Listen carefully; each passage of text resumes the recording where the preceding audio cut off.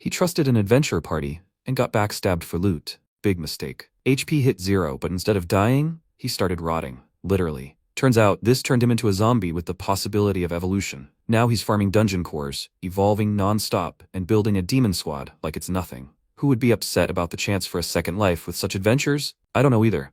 Let's go. This story begins with the protagonist, Domeki-on, a 28-year-old C-rank adventurer, entering a shop selling incredibly rare red weapons. Examining one of the items, he admiringly declared, "This is definitely a red rarity magic blade." The merchant asked him in surprise, "Is he serious?" The protagonist replied, "My skill can't be wrong." The administrator asked if he had a party. MC replied, "No, he hunts alone. Last time, his friends betrayed him, and he almost died. Since then he hasn't joined parties." The administrator continued asking, "Wouldn't he join now? It's much easier to find rare items in a party. Besides, an A-rank party with only 3 members was arriving from the capital." The protagonist declared, "We need to report this to the guild." He turned to the administrator and asked him to save the sword he liked for him. The protagonist went outside, and although the administrator still tried to persuade him, he left. As he walked, MC thought, this group is nothing but trouble. Storm Clouds must have already reached S rank. But what difference does it make to him? He wasn't going to lose.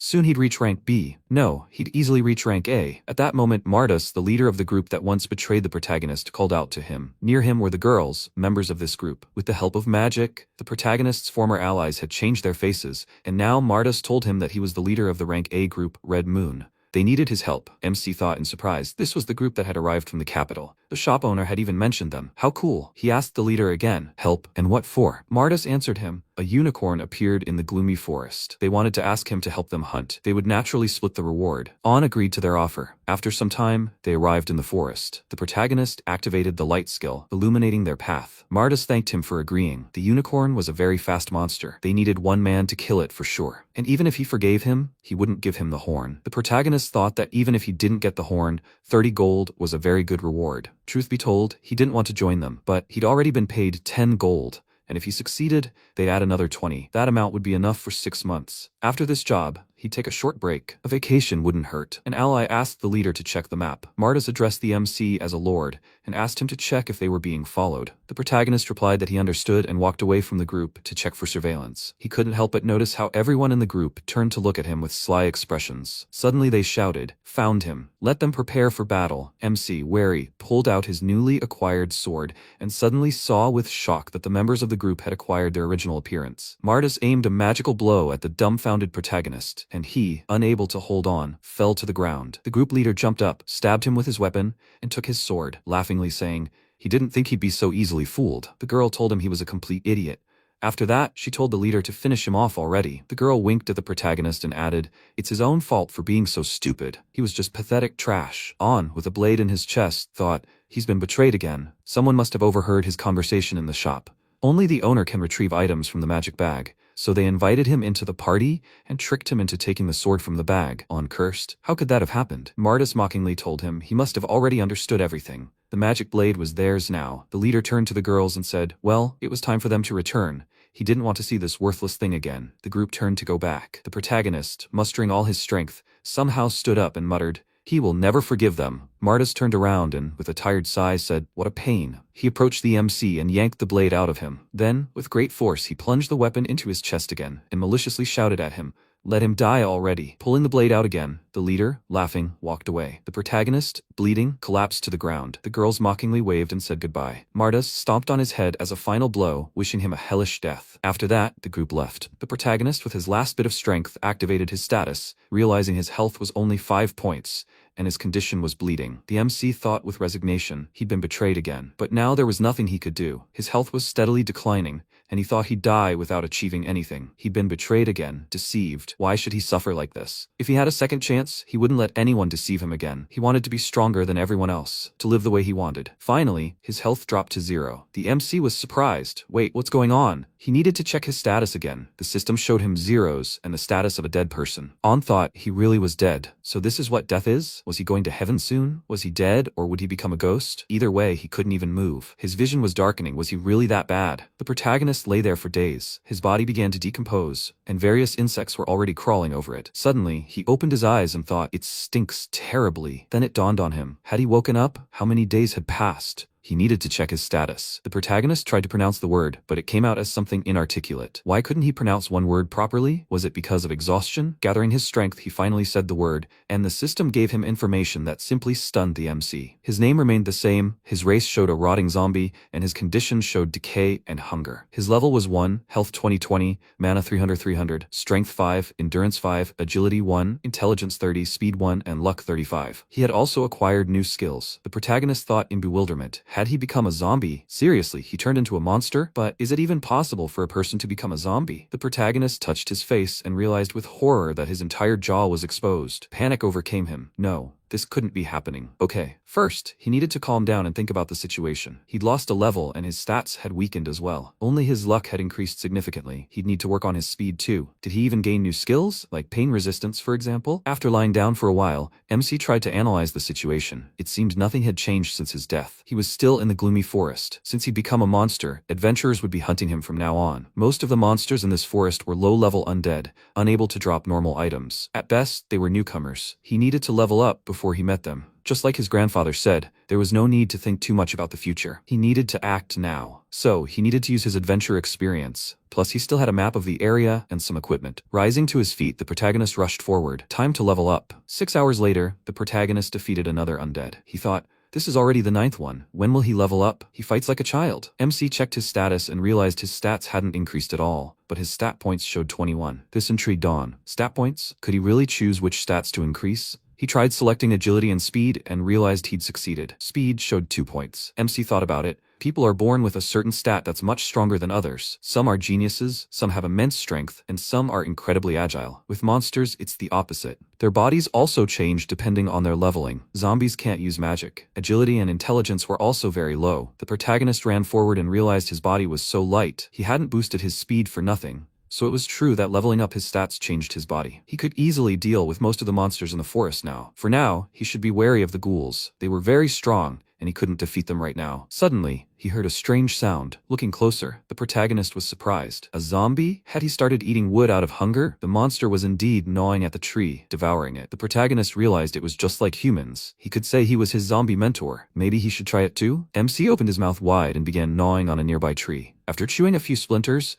On examined himself and noted that nothing had changed, but jumping up in place, the protagonist exclaimed, "Excellent." He activated his status and realized he had a new skill, Level 1 Predator. Devouring flesh restored a small amount of health. The protagonist approached the zombie from behind and silently asked his mentor for forgiveness. He would never forget it. He needed to continue leveling up. MC decided to increase his speed, and when he succeeded, he began finding monsters faster. Suddenly, a ghoul appeared in his path. On hadn't expected to encounter it so early. He needed to escape from here. But why would he? The protagonist picked up a stick lying nearby and thought in the last seconds of his life, he had decided to become the strongest, and that he would live the way he wanted. Activating the boost, he pounced on the ghoul with all his fury, and a short time later, he realized he had won. The protagonist gripped the broken stick tighter and felt a tremor run through his body. MC wondered in surprise, what is this feeling? The system offered him a choice of evolutionary path, an insatiable ghoul or a vengeful spirit. On exclaimed in bewilderment, "Evolution?" The system informed him that monster evolution is the process of changing a monster's appearance and stats. The protagonist decided that if he could distribute stat points himself, then by increasing his agility, he could overcome the ghoul's weakness. Then, he needed to choose the ghoul's insatiability. His appearance changed radically, and he was surprised to realize he could speak. MC activated his status and exclaimed, "Now he's a ghoul." His stats had also increased, especially strength and endurance. Furthermore, his decay had disappeared, and he no longer smelled like a corpse. All he needed to do was find some normal clothes, and he'd even be able to talk to people. He joyfully rushed forward, delighted with his new appearance and condition. But he needed to keep leveling up.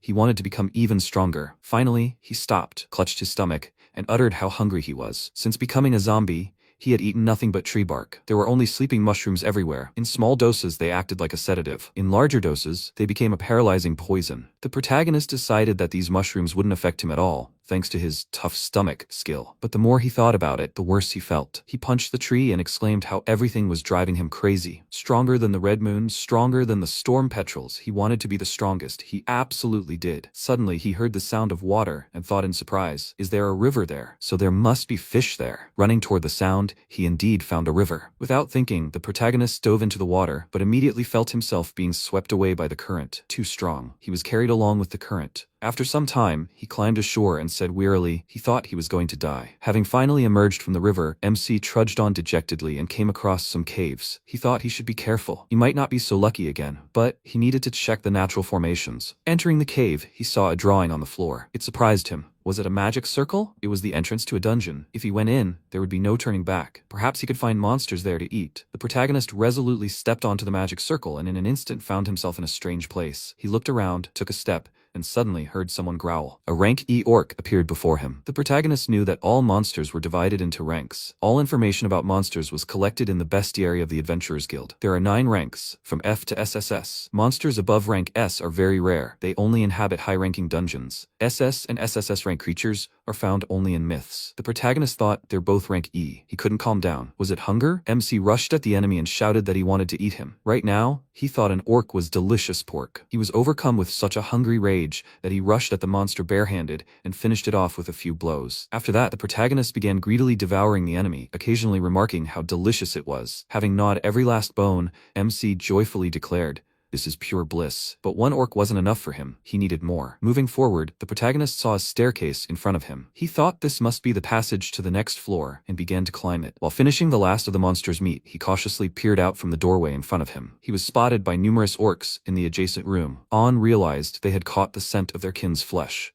The protagonist made an instant decision, apologized to the monsters, and began running back down the stairs. The monsters followed him. The descent was narrow, so the enemies ran one after another, which was exactly what he needed. He thought in one column, one at a time, he could easily defeat them. Stopping at the very bottom, he destroyed the leading orc with his fists and teeth, turned to the others, and shouted at them to attack him. After a while, MC, catching his breath, said, "More than 20 orcs is too much. This looks like a testing room. Apparently, many adventurers have died here, all for experience." After this, the protagonist requested his status and realized he was still weaker than his attacker, the leader of his former group. He needed to focus on strength and agility. For now, he'd better eat. While eating monster meat, On noted he hadn't thought about it before. Perhaps he'd started thinking like a monster? But this was so unusual. It was as if he'd become human again. Suddenly, he felt a surge of weight. The protagonist stroked his stomach and said, "It looks like he'd overeaten a bit. 25 orcs was a bit much." It occurred to him to request his status, and he was pleased to see that his skill had increased to 3 points. The system informed him that devouring flesh restores some health. On looked at the stairs and said,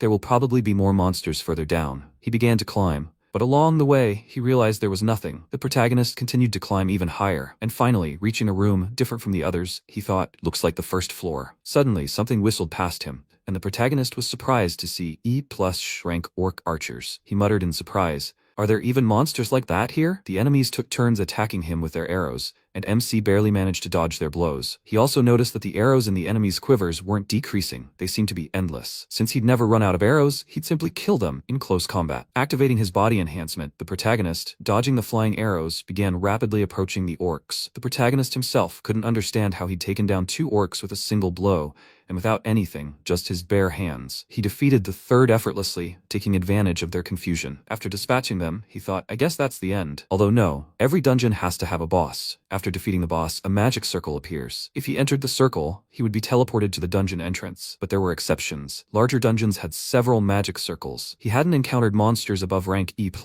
It looked like this was a small dungeon, he thought, finishing off the last orc. Before the boss fight, he should level up a bit and get a weapon. Suddenly, he started to trip again, and the protagonist thought he knew the feeling. The system offered him a choice of evolution: giant ogre, cursed mummy, and demon. On thought happily, excellent. With 2 evolutions already under his belt, he now had the opportunity to become a demon. The system informed him that a demonic branch was opening. The protagonist realized this was a very important choice. If he was right, an ogre was a monster with immense strength and endurance. But there were exceptions, and a mummy with influence could use magic. But he couldn't know what element it would be. Demon, it seemed, wasn't in the bestiary. Besides, he'd never encountered them before. Suddenly, he felt a jolt of electricity run through him, shaking all over. The protagonist cried out in confusion. What was this? He hadn't wanted to change anything yet. Suddenly, everything passed instantly, as if nothing had happened. On wondered, is it over? The first time hadn't been so painful. He checked his status and saw that his race was now a demon, and his stats had improved significantly. MC was pleased. His status had completely changed. clenched. The protagonist stored the remaining monster meat in storage and said, I should test my new skills. Before the boss battle, he needed to know what he was capable of. He rushed forward, and suddenly, a D-rank orc general, a mage, a warrior, and a guardian appeared before him. The protagonist exclaimed, excellent! They were just in time. He activated the enhancement skill, used strength boost, and shouted at the enemies to prepare. He thought that in the center was the most dangerous of them all, the orc general, and that was where he should start. The protagonist charged at the monsters at the speed of sound, knocked the general out of the line,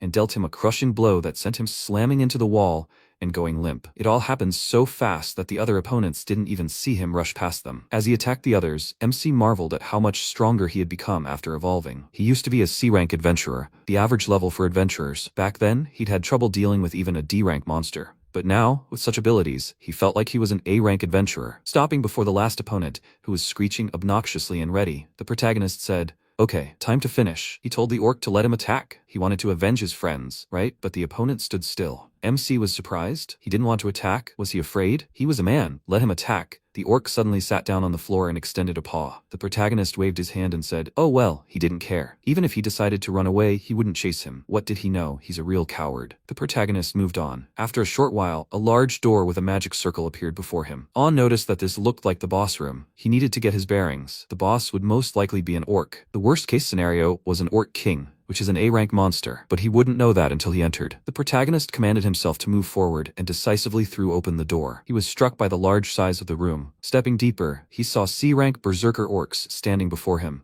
with a B+ rank red ogre standing behind them. The protagonist thought, that's a type of ogre. A red ogre. That makes things a bit easier. They won't be able to withstand his attacks. MC summoned the power of boost and acceleration, which increased his strength and agility, and decided to deal with the orc berserkers first. On dispatched 2 of them without much difficulty. The remaining berserker was more powerful than the previous ones, but the protagonist dealt with him as well. The protagonist looked at the enraged ogre and thought mockingly, seriously? He wanted to kill him at the cost of the lives of his allies? At that moment, the red ogre clenched his fist and delivered a swift blow to MC. The protagonist flew back. The blow stunned him, and he thought, one more time like that will be the end of him. He tried to calm down, remembering his grandfather's words. You have to make up your mind. You mustn't let fear get the better of you. Fate favors only the brave. Let him simply forget everything and just strike. On cried out, forward, and rushed at his opponent. He delivered a crushing blow to the groin, causing the monster to double over. Without wasting any time, the protagonist grabbed the enemy's axe and swung it at the monster's leg, ripping the limb apart. MC exclaimed, what a beautiful axe. It'll split him in half. The protagonist dealt the enemy a series of blows and shouted,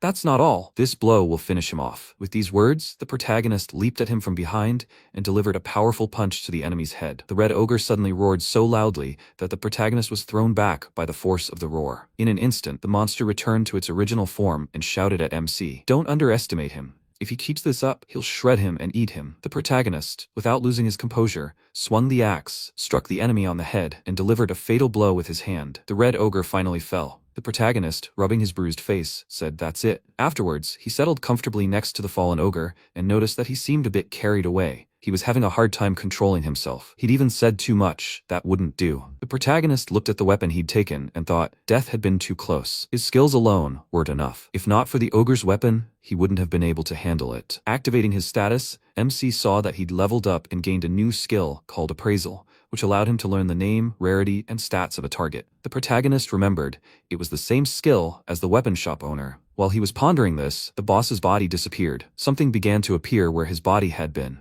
It was the dungeon reward. The protagonist approached the chest and said that since he couldn't eat the ogre, he'd at least take the reward. He wondered what he'd get. Opening the chest, he pulled out an unknown item and exclaimed, this is so cool. After calling appraisal, the protagonist realized he was holding a red demon club. Red rarity, 15 attack, and armor penetration. He was delighted with his new skill. He could truly see everything, but he was even more delighted with his excellent weapon. He decided to see what else interesting was in the chest. It was good that he had acquired appraisal. He couldn't enter the city right now, so this ability would be very useful. The Red Demon Club has a special effect. It reduces an enemy's defense when struck. Of course, it has low attack power, even though it's a very rare weapon. Equipment rarity is a measure of rarity for items. The higher the equipment's rarity, the better its stats. This weapon's rarity was the same as the magic blade that had been taken from him. He thought it was the item's level. The protagonist decided to look at other items and put the club away for now in the bag he had received from his grandfather long ago. He applied the rating to the bag, and the system showed him its rarity, red. He already knew from his grandfather that it was magical and could only be used by its owner,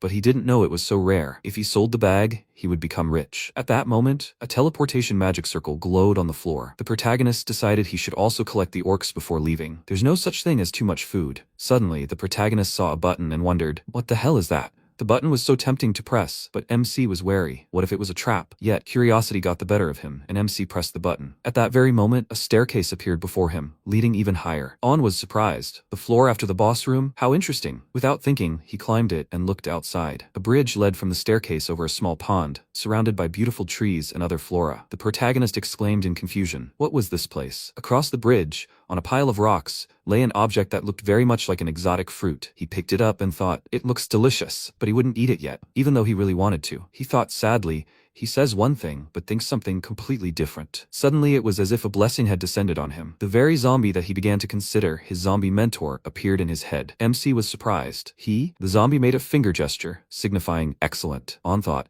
even though he couldn't awaken, it was only thanks to him that he was here now. Unable to resist, he swallowed the tempting object, and at that very moment, someone's voice said, the dungeon core has been absorbed. Confirmation of the new owner. On is appointed master of the dungeon, transferring the necessary information. The protagonist thought in bewilderment. He became the master of the dungeon? At that moment, a small pig named Ars rolled across the bridge and indignantly asked him, why did he, an idiot, eat him? Now he looks like a little pig. The protagonist gasped, a little talking pig. The visitor declared to the MC, his name is Ars, and he is the dungeon core, which he ate. On was surprised, he actually talks. Ars replied that he couldn't speak before, but now that he'd eaten the core, he could materialize. The protagonist thought, confused, even so, but why should he be surprised? He himself had turned into a monster. He asked in bewilderment. The dungeon core? Ars noted that it didn't matter that he didn't know. The dungeon core is an artifact that controls the dungeon in the absence of its master. This dungeon had been without a master for over 100 years. The protagonist asked him, what is a dungeon master supposed to do? He didn't intend to stay here long. He could leave, right? Ars sighed and said regretfully, would he have to explain this too? This dungeon was called the Fornavar Labyrinth. The dungeon master was responsible for managing the labyrinth. They also used special dungeon points to summon new monsters, create rooms, craft reward chests, and create new dungeon levels. Furthermore, even in the master's absence, they could maintain the dungeon themselves. MC remarked in surprise, so anyone can manage a dungeon. And how do you earn these points? Ars explained that adventurers enter the dungeon, generating a huge amount of points upon entering and upon death. The protagonist exclaimed joyfully,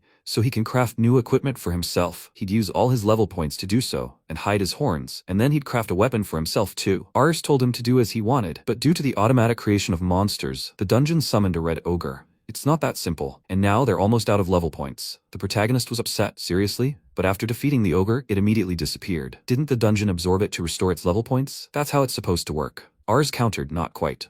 Once a monster is absorbed, it can be summoned again. On said thoughtfully, I see. He couldn't believe he was now the master of the dungeon. The last few days had been eventful. First he died, then became a zombie, then evolved into a ghoul, then a demon, and now he was the master of the dungeon. Looks like this is some kind of safe zone, and at least he had someone to talk to. That's great, even if it was a pig. He wondered what he looked like now. The protagonist decided to look at himself in the water's reflection. He told Ars he'd go to the fountain. The piglet was indignant, but he still had so much to tell them. The protagonist asked him to wait a bit. Looking at himself in the reflection, he realized he looked practically human. Ars approached him and asked him what he was looking at. The piglet also looked at his reflection and happily said, excellent. He hadn't realized he looked so cute. On laughed and told him he was glad he liked it. He could also use a change of clothes. Ars handed him a cloak and said, he can have this. The protagonist thanked him, put it on, and admiringly remarked, it's a great cloak. The piglet asked him, so what are they going to do next? The MC replied that he knew where another dungeon was. After a short rest, they would head there. Ars, following him, added that he would explain the master's skills later. On, surprised, asked him what that was. The piglet told him, first of all, the entrance and exit of the dungeon. This skill allows teleportation to any point in the dungeon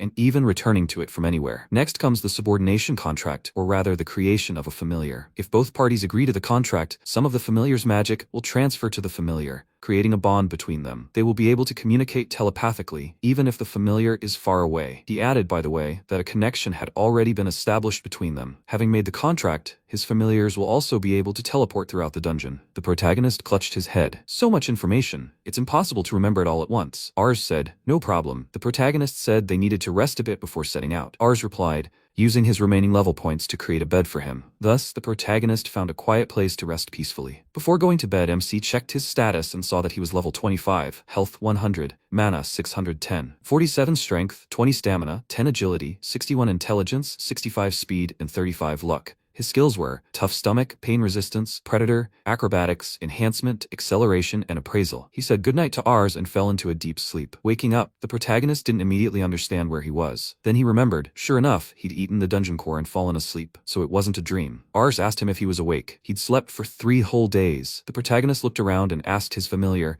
did he create this room? Ars replied, he created this room so that his master could rest peacefully. On thanked him and asked him to call him by his name, not master. The core happily answered him, okay. He asked the protagonist if he was going to another dungeon. The protagonist checked with him, can he really leave? Ars answered, no problem. In his absence, he would manage the dungeon. By consuming the core of another dungeon, he would be able to teleport between them. MC answered, understood. Then, let's go. If anything happens, let them contact him. Ars assured him that he would do just that. He added that there was a teleportation magic circle in the main room, and that he should be careful. On promised him this. They said goodbye, and the protagonist set off. He returned to the river that had brought him to the dungeon. MC looked back and thought, this is the way back. If he's seen, he'll be in trouble. He should put his hood on. After doing so, he exclaimed, forward to the Emerald Plains. Activating the boost, he rushed forward. He thought he might be able to hunt monsters along the way. After some time, he arrived at his destination. He encountered a D-rank one-horned rabbit, which he promptly dispatched. Behind the rabbit was a goblin of the same rank, which the protagonist also dispatched without difficulty. Suddenly, a pack of them caught his attention. As he approached, he wondered in surprise, was it a pack of C-rank wolves? Opposite the wolves stood a small fox, boldly snarling at its opponents. The protagonist noted that they were attacking a demonic fox. One of the wolves lunged at the fox at that moment, but Kinu bit it in half. MC was amazed. He was ready to fight to the last even against an entire pack of wolves. He doesn't give up, even under threat of death. How interesting. Summoning a boost that increased his speed, On jumped down next to the fox and asked if he needed help. Kinu barked joyfully, and the protagonist was surprised again. He realized he was being offered help. This fox was quite smart. The protagonist turned to the wolves and told them to forgive him, but this fox was under his protection. The beasts looked at him indifferently and rushed to attack. MC pulled out a red club and began to slash at enemies left and right, scolding them for being too slow. When all the monsters were destroyed, An declared, not even a boost was needed. The power of this weapon is simply unimaginable. The fox he had saved approached him and trustingly rubbed itself against his leg. The protagonist was surprised. It had 2 tails? That's quite rare. Crouching before Kinu, he examined him and said, I think he had a restoration potion. Finding the necessary item, the protagonist poured the potion on Kinu's wounds, and all the fox's injuries healed in an instant. MC thought with a smile, he's so cute. He asked him if he wanted to become his familiar. Kinu wagged his tail happily, showing his agreement. The protagonist exclaimed with a smile, then it's time for them to go. The fox happily agreed again. The protagonist was surprised. He felt it. A connection had been established. It was an unusual sensation. He told Kinu that it seemed they had made a pact, so they needed to work hard. It turned out the fox had no name, so he became Kinu, thanks to the protagonist's prompting. He told his familiar that in his hometown, that was the name for a very beautiful fabric. His fur was very similar to it. After that, they decided to level up the familiar. Kinu ate the one-horned rabbit, and the allies advanced. The protagonist noted that even with his acceleration, Kinu kept up with him. He told him he was very strong. He might even be able to handle wolves. Suddenly, the familiar stopped and began shaking. On was surprised. Was it evolving? It was a very painful process, so let it rest a bit. Kinu was grateful to its master for its sensitivity and attention. It grew larger, and its double tail gave way to a triple one. The protagonist smiled and patted its fur, saying, he did it. Is he okay? The fox replied that he was fine. The protagonist suggested that it continue leveling up until they reached the dungeon. Kinu happily agreed. Along the way, Kinu defeated and devoured opponents he could defeat. Suddenly, a huge rabbit appeared before them. MC wondered if it was magic. He told the enemy, he's very strong, and he's also very cute. Kinu agreed with his master. When the familiar defeated the monster, MC placed the carcass in his magic bag. At that moment, a cart pulled by a horse appeared from somewhere off to the side, galloping at full speed. Someone jumped from the cart and rushed toward them. Kinu noticed him. He was strong. The protagonist was surprised. Was he human? Barbar ran up to them, apologized, told them his name, and introduced himself as a traveling merchant. The protagonist exclaimed in surprise. He's a beastman? Barbar confirmed.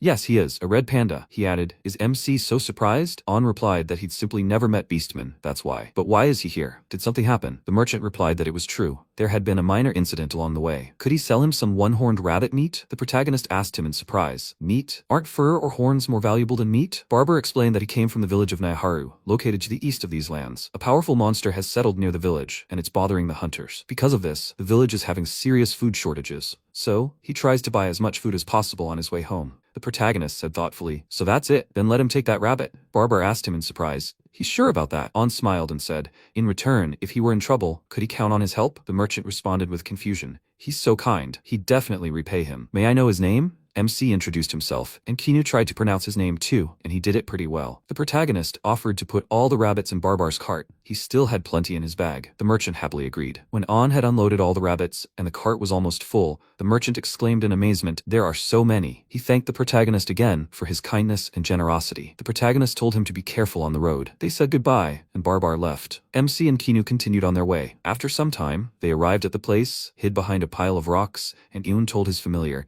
"It's definitely here somewhere." As the allies approached the dungeon, they saw the coveted magic circle. The protagonist asked Kinu if he knew what it was. He'd stumbled upon it by chance while traveling. The familiar replied that he understood. MC activated telepathy and, calling Ars, asked if he could hear him. He'd made a contract with the demonic fox. Could he view its status? The assistant replied that he knew about his contract. Kinu, a good name. Let him touch it, and then he'll be able to see it. The protagonist thanked Ars and deactivated telepathy. He turned to the fox and asked if he could check his status. The familiar was willing. An placed his hand on its muzzle and requested its status. The information revealed the familiar's name and race. He was level 15. With 553 health out of 1,100 and 210 mana out of 350. 10 strength, 15 stamina, 5 agility, 35 intelligence, 15 speed, and 10 luck. His skills were Energy Ball, Basic Attack Magic, Healing, Health Restoration Magic, and Energy Wave, Area Magic Attack. The protagonist was pleasantly shocked by his incredible stats. Now it makes sense how he was able to fend off an entire pack of wolves. His strength and stamina are quite high, and his intelligence is especially impressive. That must be why he wields magic. His status glows so brightly. How much does it restore? 200 health. I wonder if healing power is related to intelligence? If so, and Kinu continues to evolve, he could become a legendary monster. That's so cool. MC patted his familiar on the head and said, "Incredible." He invited him to strive for the legendary level together. The fox happily agreed to his master's proposal. The allies stepped onto the magic circle and found themselves in a dungeon. When his familiar asked what this was, the protagonist replied, "This place is called a dungeon. A lot of monsters spawn here. Therefore, it's best to level up here. Now they'll hunt and gather monster meat." He asked his friend, "He eats monster meat, right?" Kinu answered affirmatively. An said, "Then they're moving."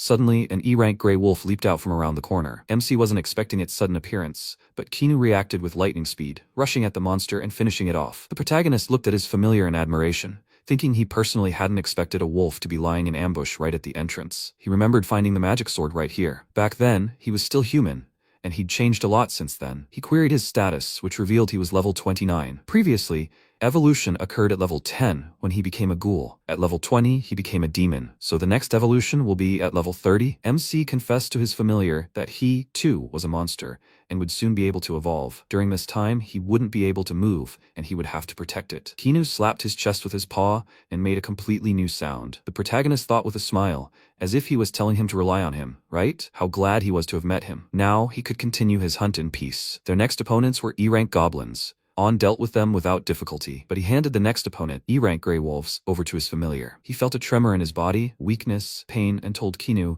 his evolution is starting. Let him cover him. The fox rushed at the opponents, protecting his master. The system offered MC an attribute to choose. He needs to fulfill the minimum conditions and choose 2 attributes. An thought in surprise, an attribute? He hadn't even thought about that. How much time did he have? The system offered him a choice of water, earth, darkness, and lightning attributes. The protagonist randomly selected the darkness and lightning attributes. The system announced that the choice was confirmed. Now he had to choose a development path: human, Special Evolution, Doppler, and Oni, Special Evolution. The protagonist thought in surprise, that's not all? Human, then Doppler, and Oni? Those weren't even in the bestiary. What should he do? Kinu was protecting him now. Wait, now he knew. He was sure this would be the perfect choice. He chose demonic lightning. He began to shake again, and the familiar, having dealt with the monsters, rushed to his master. An's appearance changed slightly. He apologized to Kinu for being late. He stood up and spoke. He seemed to have grown a little taller. The protagonist turned to his ally again, wanting to check his status. Would he cover for a few more minutes? The familiar readily agreed. The protagonist activated the status and was amazed by the stats. Demonic lightning had been added to his skills. MC joyfully exclaimed, "How cool!" He could now use magic. Even his old skills had improved. Ghost Step allowed him to move in midair. Demonic lightning allowed for 3 simultaneous uses, and lightning body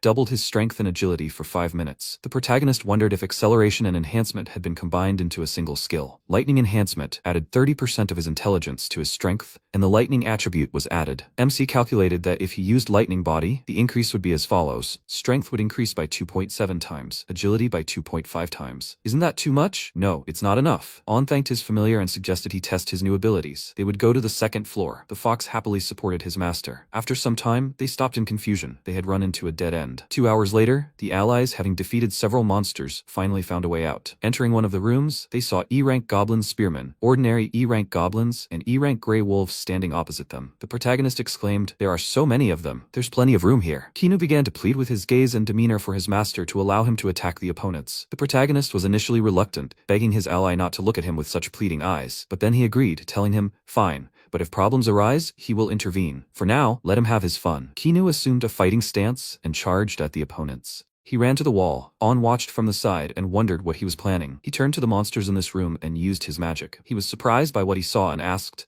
"Did he use magic?" So he lured all the monsters into a group to attack them all at once. He was surprised by what happened and said that it was incredible. He was already able to deal with a whole crowd of monsters. He was so amazing. Kinu ran up to him, but he felt worse. This worried him, and he asked, "Has he started evolving?" He touched his head and said that he would check his status. They needed to see what had changed. A new race, the Divine Fox. His agility and intelligence had increased greatly, and he had also acquired a skill. Next time, before using magic, he should use the Sage skill. Later, he would check his status, and they would understand how to fight. They went on, and he said that now they needed to check his skills. They came out into the open. He started looking around and said that he couldn't see the sun. It looked like they were still in the dungeon. It seemed like finding the passage would be difficult. He saw several D-rank black wolves and said, "Here they are." He used the electric ball skill, and the system notified that the maximum number of simultaneous uses was 3. He hit a wolf and asked if that was enough to win. He looked at these monsters and wondered, are they not attacking? It must be because of the negative effect. Cool. This will give him a huge advantage in battle. The wolves started running towards him, and he said that it looked like the paralysis had worn off. It was time to finish them off. He used the lightning body skill, which doubles strength and agility for 5 minutes, and delivered a powerful punch. He turned around and asked, "How does it feel?" He is incredibly strong. It seems that with this skill and the lightning enhancement, he can even handle the boss. They moved on, and the protagonist saw a tower and asked if this was the passage to the boss. He saw several ancient C-rank wolves and C-rank trolls and said that the passage was guarded. He thought that these monsters had incredible regenerative abilities. It would be impossible to defeat them with normal attacks. He called Kinu and said that he would leave the monsters to him. He ran to the trolls and, with a wide smile, said that he hoped that they could hold out for at least 1 minute. They weren't weaklings, were they? He raised his club, used the lightning enhancement skill, and the system notified that lightning enhancement adds 30% of intelligence to strength and dexterity, and also imbues the weapon with the lightning attribute. He ran up to the first monster and struck its shoulder, but the troll immediately began a counterattack. He jumped back and thought that their wounds weren't healing. It seemed their regeneration wasn't that strong. He broke the monster's weapon with a powerful blow and said loudly that they wouldn't last even a minute. Immediately after that, he kicked the monster and knocked it to the ground. Another troll tried to attack him from behind, but he dodged and attacked its head with his club. He looked at the last troll running towards him and said that only he was left. He wouldn't even need a weapon. He delivered several quick punches and said that in total, 3 trolls in 12 seconds. It seemed to him that they would be stronger. He turned to Kin, called out to him loudly, but still clenched his hand into a fist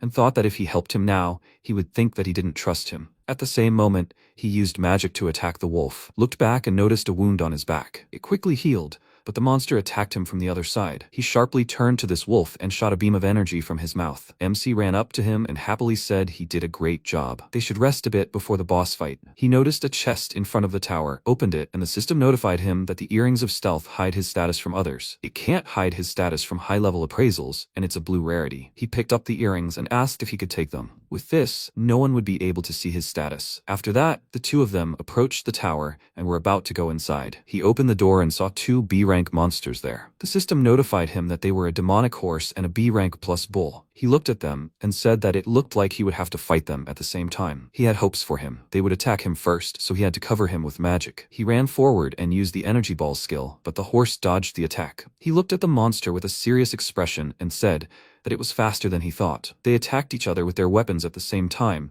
and he thought that he was of the same rank as the ogre, but much stronger. Besides, his sword easily parried his blow. Was this some kind of special species? He delivered a quick kick and pushed the horse aside. He looked to the side, noticed Kinu lying on the floor, and called out to him with concern. He quickly ran to him, picked him up and loudly asked, "Is he okay?" He opened his status and saw that he was unconscious. He carefully laid him on the ground, asked him to rest for a while, clenched his teeth in anger, and thought that he would not forgive them and would definitely kill both of them. He grabbed his club, used the lightning body skill and enhanced lightning, thinking that he had underestimated them. He must apologize to Kinu. He would sort everything out. He turned to the monsters with a very angry expression and loudly said that they could not even dream of a quick death. He ran up to the bull, delivered a powerful punch, and cast electric ball magic. He hit the monster with magic, quickly ran closer, and delivered a very powerful blow with his mace. Immediately after, he used Ghost Step, and the system notified that this skill allows air movement and a second jump. He stopped behind the horse and said in a serious tone that he couldn't be distracted. He delivered a very powerful blow with the club and sent it flying into the wall. He quickly ran up to it and delivered a powerful kick. On heard the sound Kinu made, turned around, and asked if he had come to his senses. He saw powerful energy emanating from him, and this worried him. He ran closer, activated his status, saw level 30, and asked, "Is this evolution?" She finished evolving. Her body changed to a more human-like one, and he called her name in surprise. She sat up and rubbed her eyes. He was confused by the fact that she was naked, so he immediately gave her his cloak and said that she should wear this. She put it on, and he said that it would do for now. He noticed a chest and was very happy when he saw it. He ran to it and loudly said that there should be clothes for her. Inside, he saw Oni clothes and loudly said that this was excellent equipment for him. The system announced that these were Oni clothes, the standard attire of Oni demons, 20 points of defense, red rarity. He said that unfortunately, it would not suit her. Besides, it was men's clothing. Kinu called his name and said that he should take it. He said that then he would change and she should look after the weapon. She turned away, looked at the wall, and noticed a button. The protagonist changed his clothes and said that it fit well. He called her and asked how she liked it. She called his name, pointed to the side, and said that a staircase appeared there. He was surprised by this, loudly praised her, and said that she found a passage to the core. They should go there. She blushed because the owner praised her and was happy about it. They went down the stairs, came out into a bright garden, and began to look around. He noticed a shiny thing inside a tree and said that this was the dungeon core. He took it and immediately ate it, and it began to glow brightly inside his body. The system announced that the absorption of the dungeon core was confirmed. He is appointed the new master of the labyrinth of Plen Verte. Suddenly, energy appeared in the place where the core was, and something made a loud sound. He saw a creature and loudly asked, "Seriously, is this a small wolf zombie?" The creature looked at him and loudly asked, "Did he eat it?" MC leaned towards him and said with a serious tone that he is now its master. His first order was to prepare beautiful clothes for the girl. Hinu grabbed the hem of his clothes, called him over, and said she seemed to like him. He loudly agreed and said that he should now carry out his order. The wolf, looking confused, agreed, and a chest appeared next to them. Inside was a yukata, and the system announced that the clothes were the dream of any girl, the work of an unknown master. Defense, 15 points, rarity, red. He handed it to her and said that she should try it on. She ran off, and the wolf said that it looked like he was already the master of the dungeon. He looked at him and introduced himself in Kinu. The wolf said that his name was Urs. He was the core of the Plen Verte dungeon. He shook his paw and said that it was nice to meet him. Besides this dungeon, he is also the master of the Fornavar dungeon. He said that he had done a good job, and from now on it will be under his care. Should I explain the new possibilities to him? He agreed, and the wolf said that he was getting 2 new skills, dungeon transition and dungeon synchronization. With transition, he can teleport between dungeons. His subordinates also have this skill. Synchronization allows you to move monsters or items between dungeons. He can also distribute dungeon points at his discretion, and that's all. He asked thoughtfully if this dungeon has a lot of points. He said that he thought so. Should I explain it in more detail? He declined and said that it would be better next time. He entrusts the management of this place to him, but now he wants to consult with him. First, he wants to think everything through. Dungeon points are a very valuable resource. It's not worth wasting them. Iris understood him and asked if he wanted to rest. An declined, saying he already had a room in Fornavar. He would return there via teleportation. Kinu finished changing, called him over, thanked him, and said she really liked it. He turned to her with a happy expression, introduced himself, and said he was glad she liked it. She bowed to the wolf and thanked him for the clothes. He approached her and asked if he could check her status. She agreed, and he touched her head and saw her status. He looked at it and thought that some good offensive spells had appeared. Her overall stats had also increased significantly. In other words, as long as she had mana, she could easily destroy any enemy. She also had the transformation skill. The system notified that transformation, which transforms the body into human form, was activated. He thought he liked her status, but he was very concerned about her leveling up too quickly. Maybe the experience he gained is transferred to her? There is no point in thinking about it now. In any case, she is too cute. He said with a smile that she has undoubtedly become much stronger. He will try even harder. She agreed, and he said that they should go back and rest. She went through 3 evolutions and should rest. He used the move skill and they both teleported to another dungeon. Ars noticed them, waved his paw and said, "Welcome back." The protagonist went to him and said that the skills were working perfectly. This is Kinu. With the help of the transformation skill, she took human form. She also said her name and said that she was pleased to meet him. He flew to her, introduced himself and said that she was so cute. He stood next to them and asked if he could create a room for her. They were very tired, so they would talk tomorrow. She called his name and said that she wanted to be with him. He was a little surprised by this and said that they had enough points to create a bed for her. She started shaking her head in refusal and said that it was not necessary. She did not want to sleep alone. Or did he not want her to sleep next to him? He wanted to say something, but she immediately asked, then does he allow it? Ars called the master and said that their duties also included maintaining the peace of mind of their subordinates. He reluctantly agreed and said that today they would sleep together. Later, they lay down in the same bed and she wished him good night. A few minutes later, he opened his eye and saw that she took his hand. She fell asleep, saw the past in a dream, and thought that she was born in a snowy field. There were many monsters around, just like her. They all had snow-white fur and the same boast like her. However, one day she realized that she was different from them. She had golden fur and 2 tails. She doesn't know what happened, but when she woke up, she was already like this. The rest of the tribe attacked her. She didn't understand why and thought that yesterday they were relatives. She is also a fox, like them. She thought so, however, if nothing is done, her own family will kill her. She started running away from them and thought that she is weak. She can't cope alone. She just wants to be with her family. Is it so important to look the same? She wants to find friends and family. On her way, she met wolves and thought maybe they are good and will accept her, or do they also want to kill her? Will she never find friends and be alone forever? The wolves attacked her. She felt a lot of pain, but she was still able to gather her strength, push them away, and thought that she didn't want to die. She started to resist and thought that she would not die here. She will fight to the end. Then MC met her and asked if she needed help. She thought that suddenly a man appeared in front of her. He asked if she had 2 tails. It's very rare. She thought he was very strong. She wasn't afraid with him. He poured the potion on her head and said that it seemed like she was lonely too. He extended his hand to her and asked if she wanted to be friends. A connection appeared between them, and she wondered if he wanted to be friends with her. She agreed. What a nice feeling. It was so warm. He wanted to be friends, even if she wasn't like him at all. He looked at her and asked if she had a name. So what was her name? Kinu? She looked at him with a happy look and thought that she liked that name. They hunted a lot, and she was also able to evolve. She became much stronger, and he often talked to her. However, back then she couldn't help. She was defeated in 1 hit. Why is he so worried about her? He even sheds tears because of her. She wants to help him. She wants to look just like him. After that, she came to her senses, having already finished evolving. Currently, she was still sleeping and thought that she no longer needed to be afraid that when she woke up, she would be abandoned. Today was the happiest day of her life. Even if they are different, he is ready to accept her even like this. She watched him sleep and thought that she would never abandon him and would become the best familiar for him. I wonder if she is already the best for him? That's right. She doesn't have to prove anything. For her, there will be no one more important than him. He has already become the center of her life. She wants to help him in any way she can. They must become stronger together. After some time, An woke up, began to stroke her head, and wondered if she was still sleeping. She woke up because of this, began to rub her eyes with a joyful look, and wished him good morning. He apologized and asked if he woke her up. Kinu said that it was okay, because she was already awake. She thanked her master and said that she had such a good dream. He said that he was glad to hear it. He needs to talk to Ars and Ears. Does she want to go with him? She agreed. After that, they met the 2 of them, and they said good morning to the owner. Did he sleep well? What did he want to talk about? He decided to tell them the whole truth. They listened to him and asked, so he used to be an adventurer? He also didn't expect that their master used to be a human. After meeting him, she realized that he was no longer alone. He said with a small smile that he and she have already become family,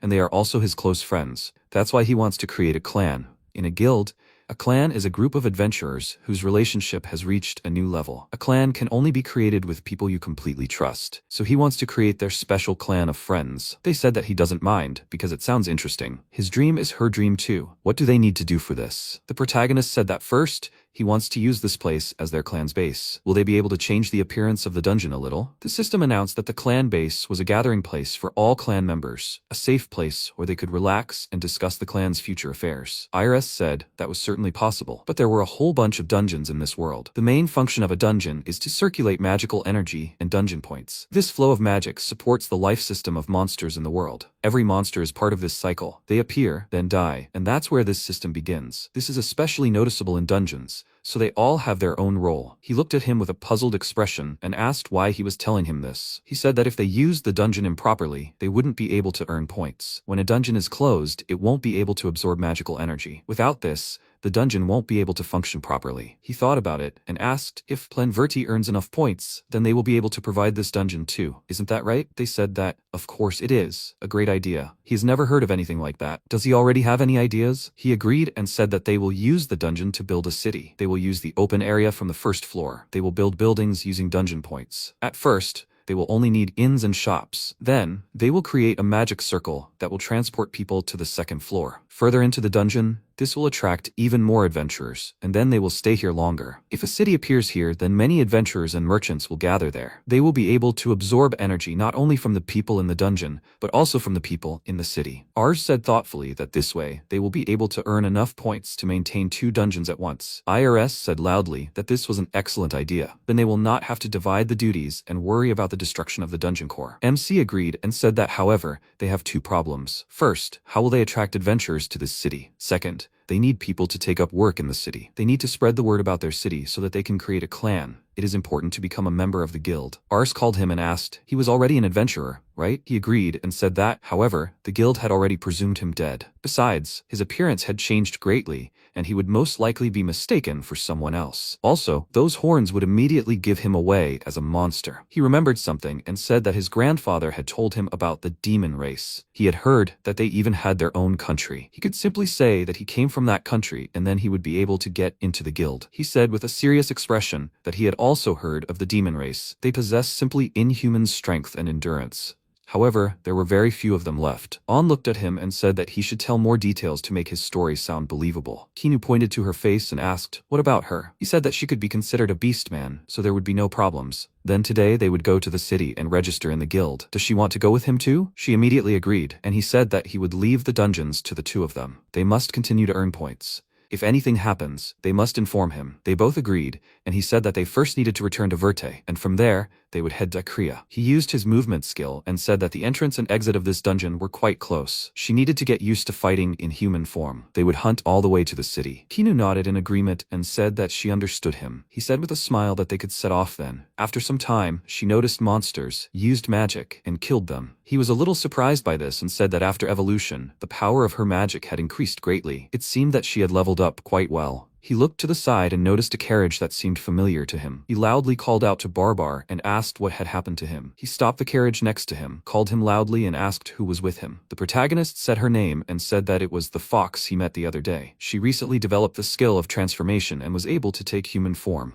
He was surprised by what he heard and said that he saw such a cute girl for the first time. He remembered something and said loudly that he was asking for his help. He asked what was the matter and why he was in such a hurry. He said with a worried look that in general, a dungeon was discovered near the village. A dungeon breakthrough will happen very soon. It seems that that monster is to blame for everything, and soon, a whole horde of such monsters will break out of the dungeon. He began to cry out of excitement and said that if nothing is done, then his friends and family will die. He is ready to offer any reward, but asks for help. He agreed to help him and said that he should show the way to his village. He began to wipe away his tears and thanked him for it. He started driving. They were running next to his carriage. He called out to the 2 of them and said that he was very grateful to them. He looked at him and asked, he was talking about a breakthrough. Isn't that when monsters break out of the dungeon, right? Barber agreed and said that he had left the village in a hurry to call for help. They don't have many warriors in the village, so they can't hold out without help. The village leader announced a general evacuation, but they had nowhere to run. Some stayed in the village because they didn't want to leave their home. MC, with a serious expression, said that things were bad. What should they do? Kinu called him and asked if maybe they should evacuate the residents to the dungeon. He happily agreed and said that during that time, they would be able to stop the breakthrough. After the evacuation,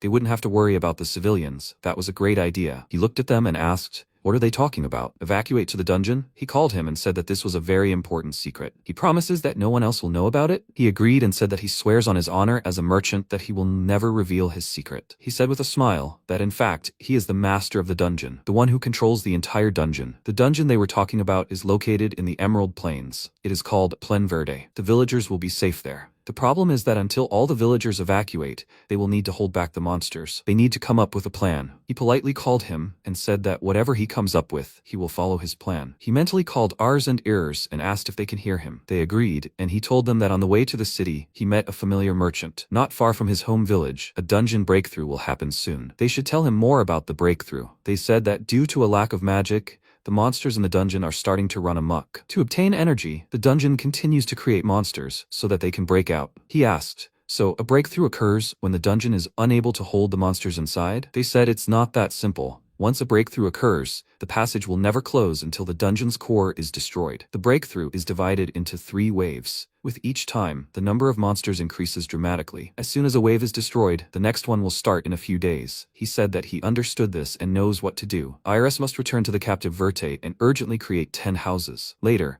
he will explain what to do next. He turned around, called Kina and said that he entrusted the evacuation to her. She can handle it, right? She agreed and said that he had a good plan. She trusted him. Barbara apologized and said that it was because of him that they had to get involved in such a dangerous battle. An continued running alongside her and said he didn't need to apologize. Friends should always help each other. They would definitely save Nayahara village. After some time, they reached the village and saw a large amount of smoke nearby. He said with a serious expression that they should act according to the plan. He was counting on him. He called her name and said that she would come with him. They would save the village. At the same time, the villagers were fighting against the monsters that had emerged from the dungeon. She used the fire wave skill and attacked the monsters. She continued to attack with magic, and he loudly said that they would deal with the monsters. He loudly called his name and said that they should return to the village and help with the evacuation. Barbar would explain everything to them. His companion had difficulty using magic when there were many allies nearby. One of the warriors asked, "So they know him?" The protagonist asked.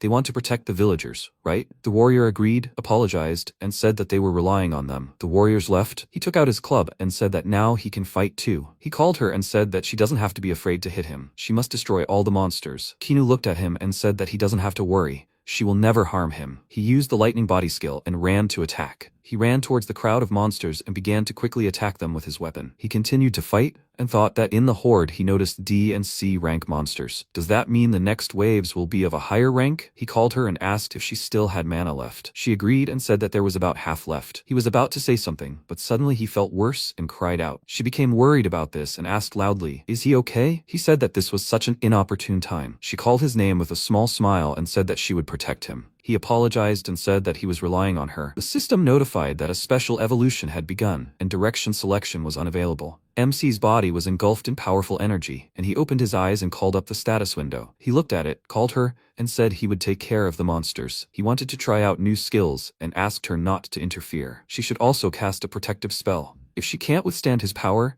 she should retreat to the dungeon. She agreed and started to run away, and he ran towards the crowd of monsters. He looked at the monsters and thought there were B-rank monsters behind him. "I wonder what kind of wave this is?" He tightened his grip on his club and said it didn't matter. He would crush them into dust. He used the thunder drums and lightning body skills, after which he ran very quickly towards the crowd of monsters. He ran up to the crowd of monsters, began rapidly attacking with his weapon, and said that they needed to try something new. He used the chain lightning skill, and the system notified that the previously energy ball skill was now an offensive lightning element magic that causes an abnormal status. It also increases damage dealt, with a maximum of 9 simultaneous activations. He concentrated this energy in his hands, slammed the ground, and attacked the nearest monsters. He used the Heavenly Dance skill, and the system announced that the Ghost Step skill now allowed him to hover in the air. He raised his hand above his head and loudly declared that they must see his new power, Lord of the Skies. He quickly landed on the ground, struck his fist, and released powerful energy over a large area. Even the villagers could see it. He remembered how he had said earlier that he would explain his strategy to them. First of all, the breakthrough would not stop until the dungeon core was destroyed. Therefore, they had no choice but to abandon the village. They needed to convince all the villagers to flee the village. He could handle it, right? Barber said he would do everything in his power. He said that because of the breakthrough, the monsters would attack in waves. After each wave, they would have a few days until the next wave. During this time, they must evacuate all the villagers. They had already prepared several houses so that the villagers would have somewhere to hide. He and Canoe would go to destroy the waves. They will hold back the monsters as long as they can. Of course, when it becomes too dangerous, they will retreat too. As soon as the evacuation is complete, he must inform him. He is counting on him. For now. He said mentally that he really did it. The wave is over. He mentally called Kinu and asked, "Is she okay?" She also mentally agreed and said that she had gone far enough. It was amazing. He said that they should return to the village.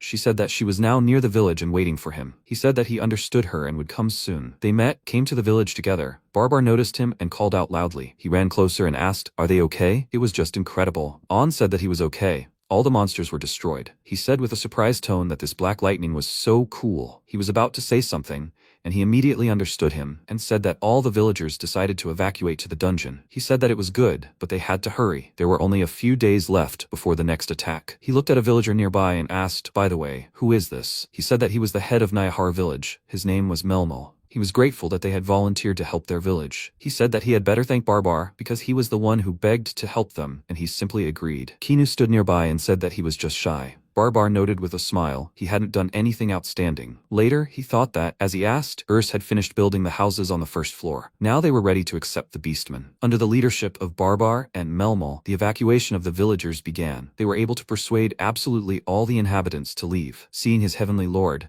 they all agreed to the evacuation. It seems they were just afraid to contradict him. He called Barbar and asked if he could ask him a question. He wanted him to join him. He would need his skills as a merchant in the future. He looked at him and asked if he wanted him to be his ally. Was he sure about that? He wasn't even a warrior. The protagonist said with a smile that he wouldn't even have to fight. He was planning to create a clan and needed someone who could handle the organization's affairs. He thought he'd be perfect for the role. He said with a happy expression that he didn't mind then. He was asking him to let him join his clan. He extended his hand, agreed, and asked if he could make a contract with him. It would unlock some abilities for him. He didn't have to worry. It wouldn't harm him in any way. Barbar also extended his hand to him and said that if it was necessary, he agreed. He thanked him and said that the contract was concluded. The elder reasoned that thanks to Mr. An and Lady Kinu, they had successfully evacuated all the residents. Barbar had been a great help.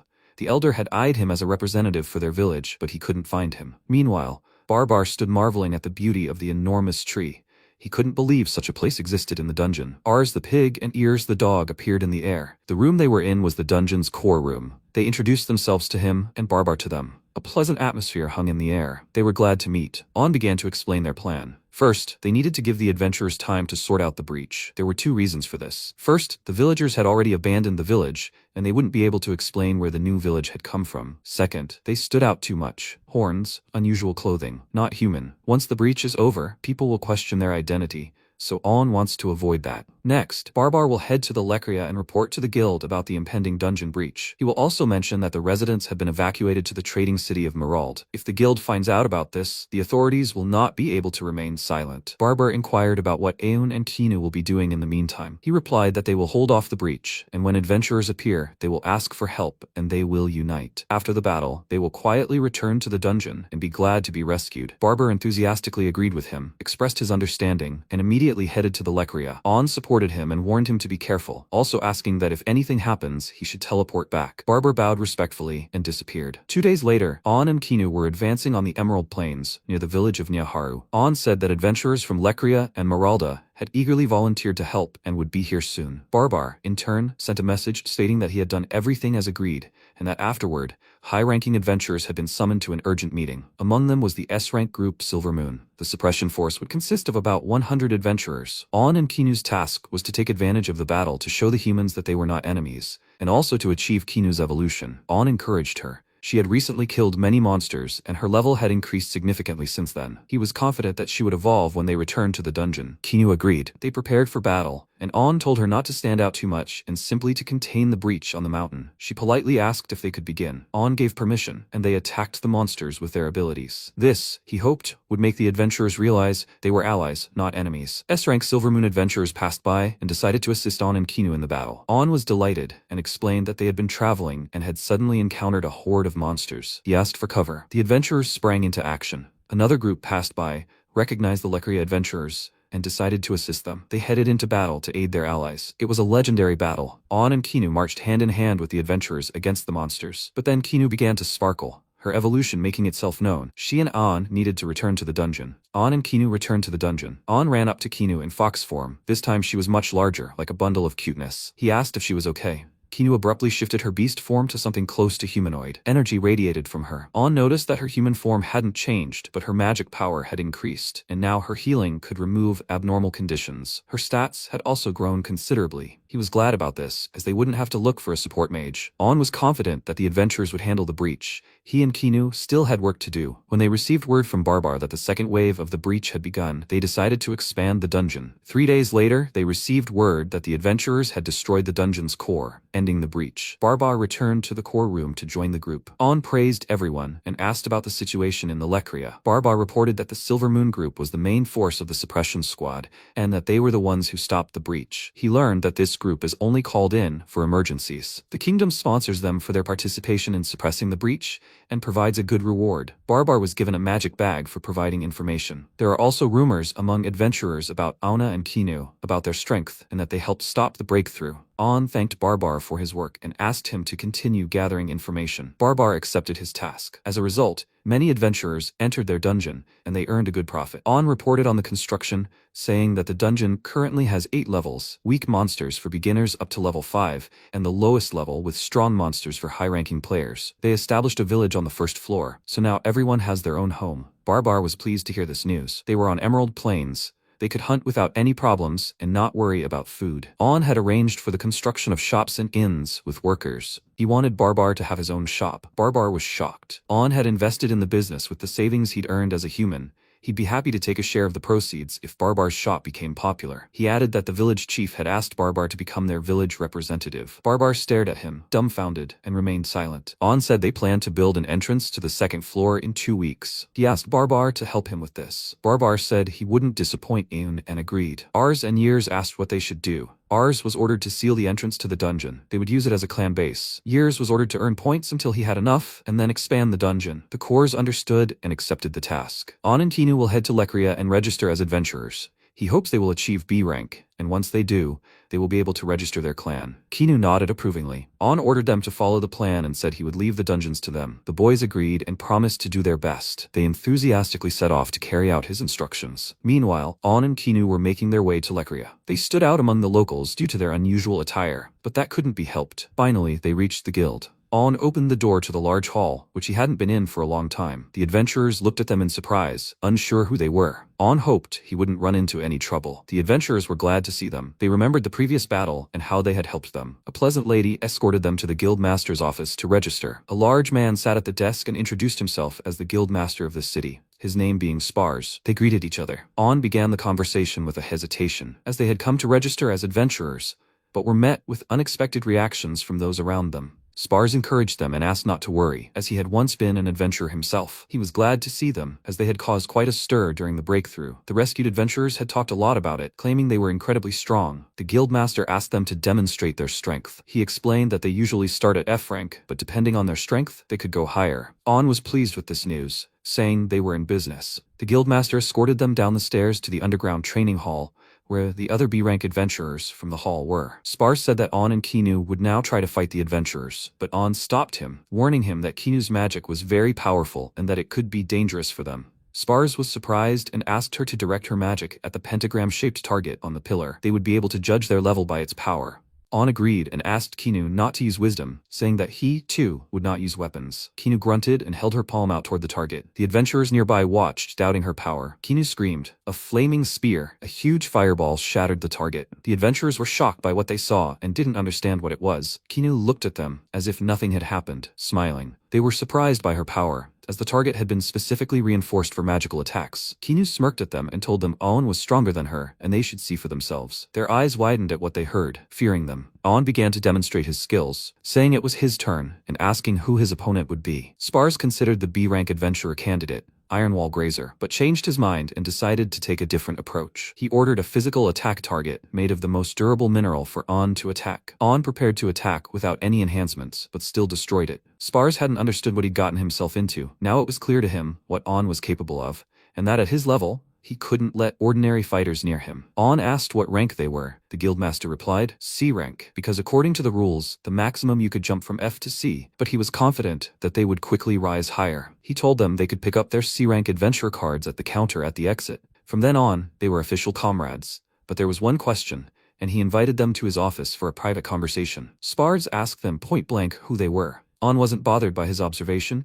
He and Kinu had already concocted a story for that. He's an Oni, and Kinu is a fox beastman. They've lived in the forest together since childhood, and they're high-level creatures, constantly fighting monsters to survive. Once their skills reached a high level, they decided to leave the forest and set out on a journey. It was as if Spars had pieced together the puzzle. If On is an Oni, that's why his power is so strong. Well, since On and Kinu aren't villains, the guild has nothing to worry about. Spars shook On's hand and said that they would work together. The employee congratulated them on their promotion and gave them their C-rank adventurer cards. On and Kinu happily walked down the street, discussing how great it was to be adventurers again. Kinu said she was glad to be on a team with On. On suggested they go buy a magic bag, and Kinu remarked that she wanted to replenish her potions. Happy, they set off for a stroll through the city. They found everything they wanted at the market and also wanted to look at the jewelry. But a nightmaid stood in their way. They didn't understand what she wanted from them. The girl cried out that she wanted to speak with Master An. She fell to her knees before him and said she was a pig, asking An to eat her. He was confused and didn't understand what was wrong with her. Villagers began to gather around them. Kinu approached the girl and asked her to go to a place where they could talk quietly, as Owen might be in trouble. The girl agreed and followed them along the way. Owen and Kinu communicated mentally, he asking if the girl was alright. Kinu said she didn't think she was a bad person, she just had strong feelings. She suggested he just listen to her. They reached a coffee shop. Owen asked the girl what she wanted to talk about and asked her to be calm. She started screaming again, saying she was looking for her master to eat her. Owen knew there would be no dialogue. His head was starting to hurt. Kinu decided to break things down, first finding out who she was. The girl introduced herself as a former orc guard. She claimed that An had previously called her a freakish pig and hadn't even wanted to eat her. She was upset as she had been an immature orc guard. An seemed to recognize her. She was the same guard from Foray Noir. Now she had become an orc queen, and with the help of her transformation skill, she had assumed human form. Her name was Sink. Kinu was shocked that An had called her a freakish pig. An apologized to the girl, as he hadn't expected her to be a woman. They calmed down and finally greeted each other. Sink was delighted to meet her former master. An and Kinu said they were ready to listen to her. She explained that she had encountered many difficulties on her way here. An couldn't understand why she wanted him to eat her. Sink claimed she had been unworthy of it before, as she was weak, immature, and insignificant, while he was the absolute strongest being. But now, she trained every day so that one day her master would eat her, and she was sure that time had come. Kinu suggested that Sink simply wanted to be needed by An. The orc queen cried out that she would be happy if he simply ate her. Then Kinu offered to become her partner, as she had worked so hard for An. Kinu would teach her everything she needed. An realized that this required incredible effort on the orc queen's part. Sink was about to despair, but no, Kinu offered to help An together. Sink burst into tears, her voice trembling as she thanked Lord An and Lady Kina. She warned them she was inexperienced, but asked them to take care of her. When Sink was in the form of an orc guard, she met Lord An. He ate other orcs but left Sink alone. She envied the other pigs he'd eaten, and then her goal became clear, to have him eat her with gusto, as befits a pig. An looked at her dismissively, calling her ugly. When Sink first met Lord An, she immediately wanted to see him again. A profound change occurred within her, during which she turned against the pigs and wanted to escape them. She also suddenly began to understand the languages of other monster races. The pigs refused to let the orc guard go so easily and began to resist with force, but the guardian mercilessly dispatched each of them with her enormous shield and was able to leave, for she had a mission: to become smart and strong and to be eaten by her master. Sink walked through a forest filled with corpses, a foul, stinking odor all around. Her appearance prevented her from meeting him in person. Sink hid in the bushes and eavesdropped on a conversation between two adventurers. They discussed the types of women. For example, one of them liked maids. Then the orc guardian realized the answer was obvious: to be attractive to her master, she needed to become the kind of woman men prefer. She listened to them all night like teachers, and meticulously wrote down all the helpful advice in a notebook. The next day, she set out on a quest for even greater power and left the forest of eternal darkness. Along the way, she encountered adventurers who fled within an hour upon seeing her appearance, even losing their weapons. Sink picked up a halberd, abandoned by one of the adventurers, and claimed it for herself. A few days later, she finally reached the dungeon entrance and attempted to enter. She reached the boss room and somehow managed to defeat it, thus beginning her training regimen, repeating it over and over again. Each time, the victories became easier, her body began to burn, and her appearance began to change. She decided to take a short break due to her fatigue and settled down under a large tree trunk. The wind blew pleasantly on her body. Sink was about to check her stats, but then she heard the voices of adventurers passing by, heading toward the city of Recrea. Thinking she might get more useful information from them, she ran into their path. The boys became frightened, shouting that she was the Crimson Orc Queen, and ran away from her as fast as their legs could carry them. Since then, many adventurers had called her that, but she wondered if the master would like her real name. She also wanted to use statistics, like the adventurers, to learn information about herself. Suddenly, she was able to discern her name, race, and skills. She realized her name was Sink, that she was an orc, and that she could transform into a human. She immediately decided to test her human transformation skill, and from an orc pig, she managed to turn into a beautiful girl. No ears, no tail.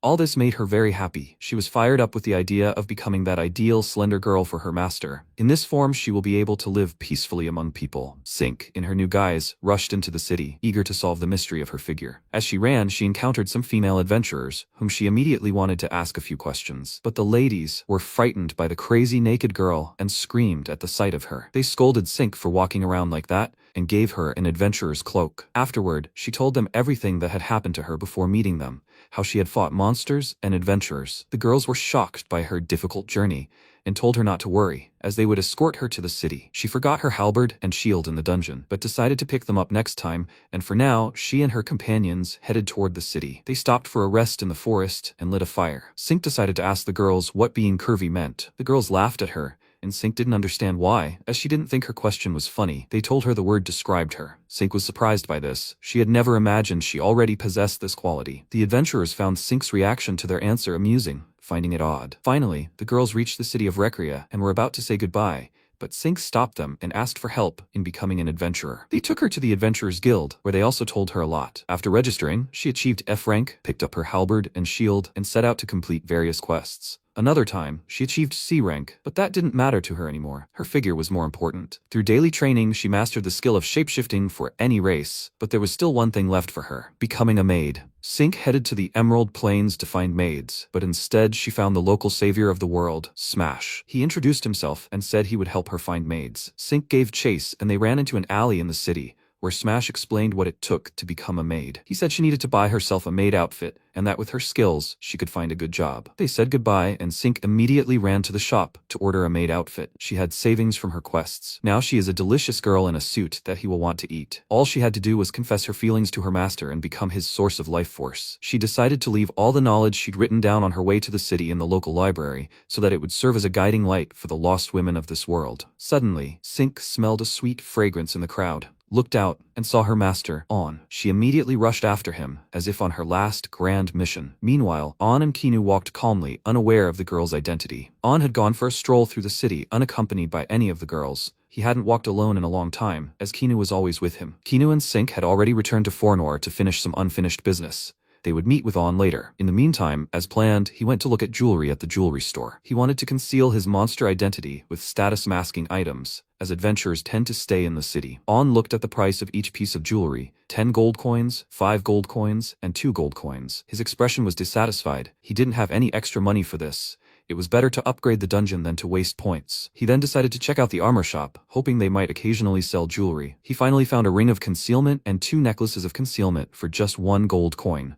A great purchase that couldn't fail to delight the hero. MC and the girls will have to apply for a group, but in the meantime, Ain decided to complete C-rank quests. The quest involved exploration and reconnaissance in the Morphine Forest, which was odd, since C-rank quests usually involve slaying monsters, but the protagonist decided to take on the quest anyway. To begin with, he asked the employee about the details of the quest. Was it enough to just do the research? She clarified that it was sufficient.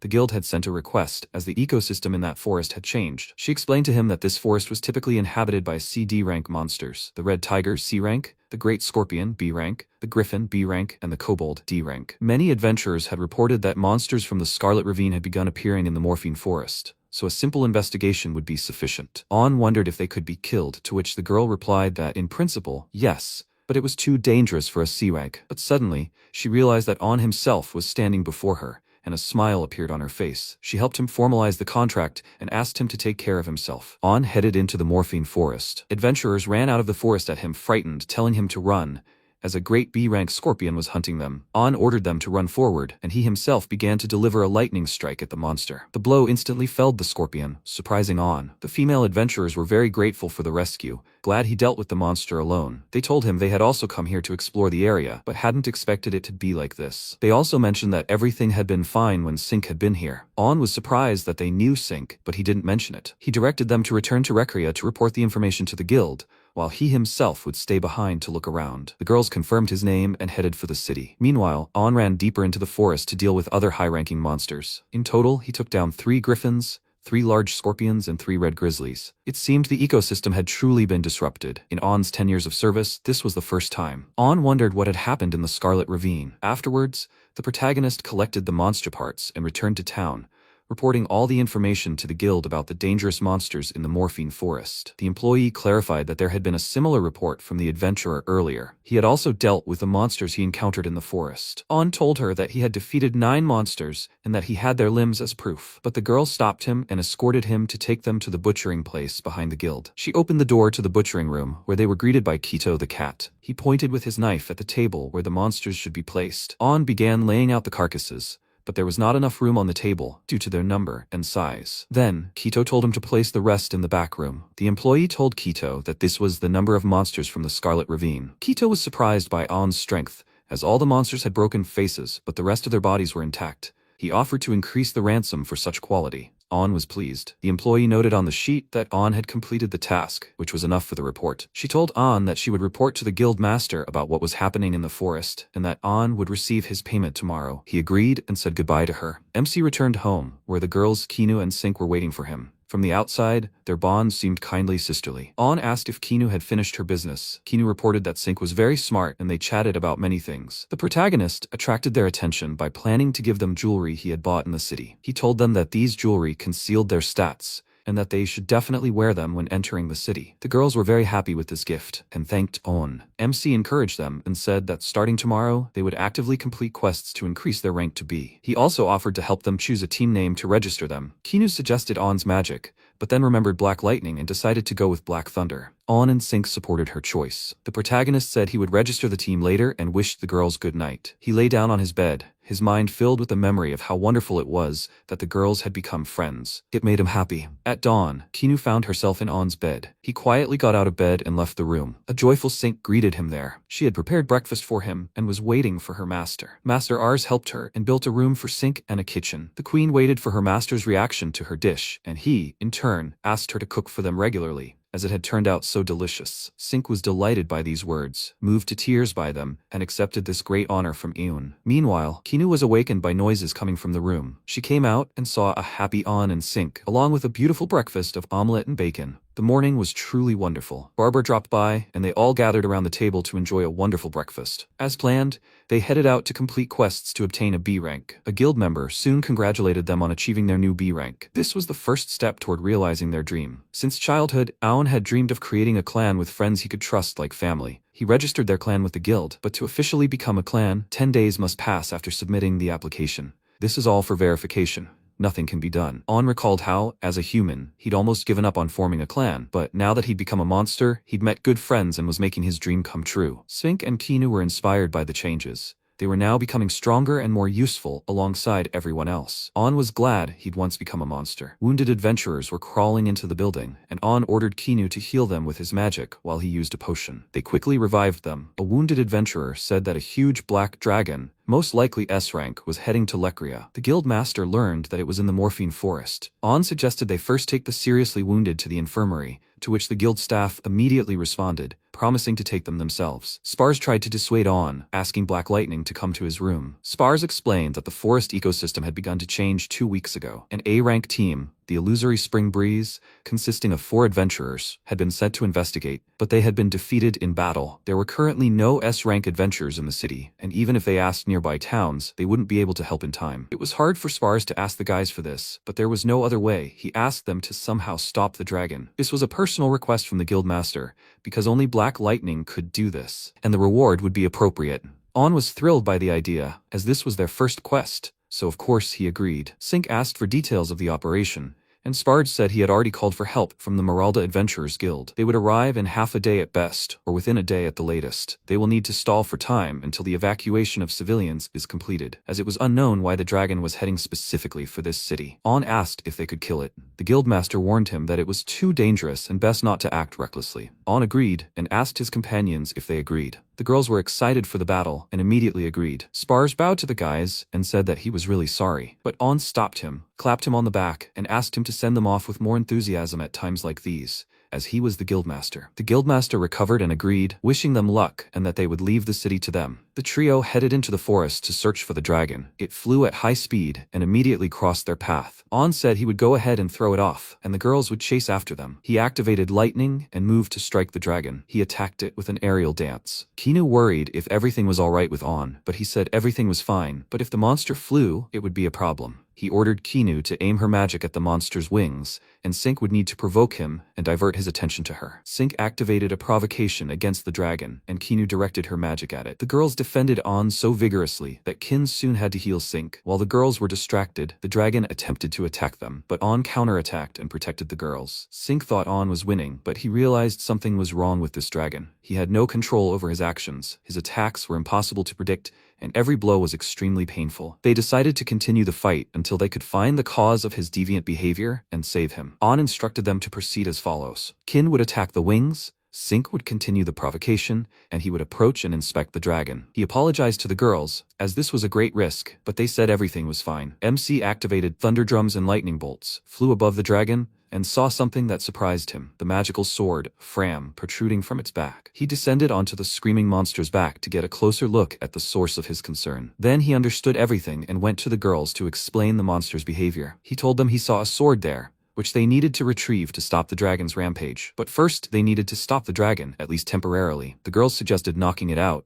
but On thought for a moment and remembered that he had once collected a lot of Anmandake mushrooms, which had a soporific effect. He decided to use them, but first, the girls needed to divert its attacks. On took a large jute bag, filled it to the brim with soporific mushrooms, and tied it shut, hoping to force them into it. He ordered the girls to retreat so the monster would focus its attention on him. Just as it opened its mouth, On took a running start, dancing in the sky, and with a ball of lightning, shoved the entire bag of mushrooms into it. There was an explosion, and the dragon roared. They froze in anticipation. Had it worked? On realized he needed to withstand its attacks, while simultaneously attempting to paralyze the dragon. The girls continued to assist their master, completing the tasks he'd initially given them. After 10 minutes, our team managed to subdue the dragon, and it fell into a deep sleep. On asked everyone to step aside and attempted to remove the sword, but it had fused with the skin, and he was unable to do so. He then decided to use thunderous drums and lightning to aid himself. With great effort, he pulled out the sword and managed to ease the monster's suffering. The sword immediately began draining On's mana. He did not understand what was happening to him in the sword, and immediately threw it away. Kinu asked her master what had happened. He responded in fear that he had almost suddenly lost control of his mind. They realized the sword was extremely dangerous, and that it made the monster unpredictable. Kinu wondered what they should do. On remembered that his mace had a destructive effect,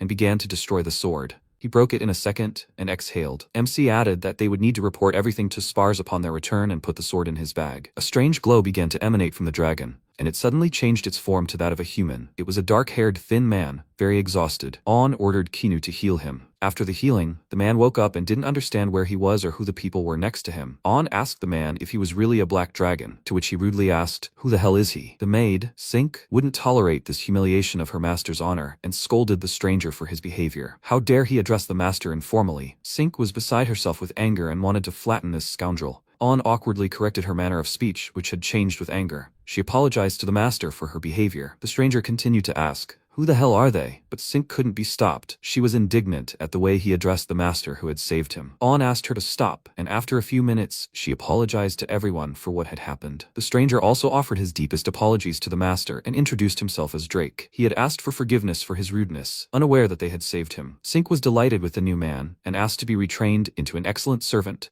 but On refused, saying there was no need. She stood her ground and said she would let him understand how wonderful the master was, and that he would become On's servant in his own right. MC asked Drake how he had become possessed by the sword. Drake could only recall one thing. As he was falling asleep, someone had stabbed him in the back. On asked if he remembered anything specific and asked Sync to release him, as he was probably uncomfortable talking. Sync immediately released him, as per the master's orders. Drake claimed to have seen a man with red hair. On realized it was Marta's, but said nothing. Drake continued his story. He was born and raised in a Dragonman village beyond the Red Gorge. His parents were elders of the village, and he once lost to his brother in a duel for the right to become the next elder. One morning, the dragon got angry and started a ruckus, and when he got tired, he immediately fell asleep and was struck from behind. On claimed it was his own fault, but Drake stood his ground, certain his brother had cheated and mixed something into his food before the duel. On stopped him, saying he didn't know the details of the story, and asked what the boy wanted. They weren't forcing him to join them, but if he already had plans, Drake exclaimed that he wanted to become stronger. He didn't care about the village, he just didn't want to lose to anyone again.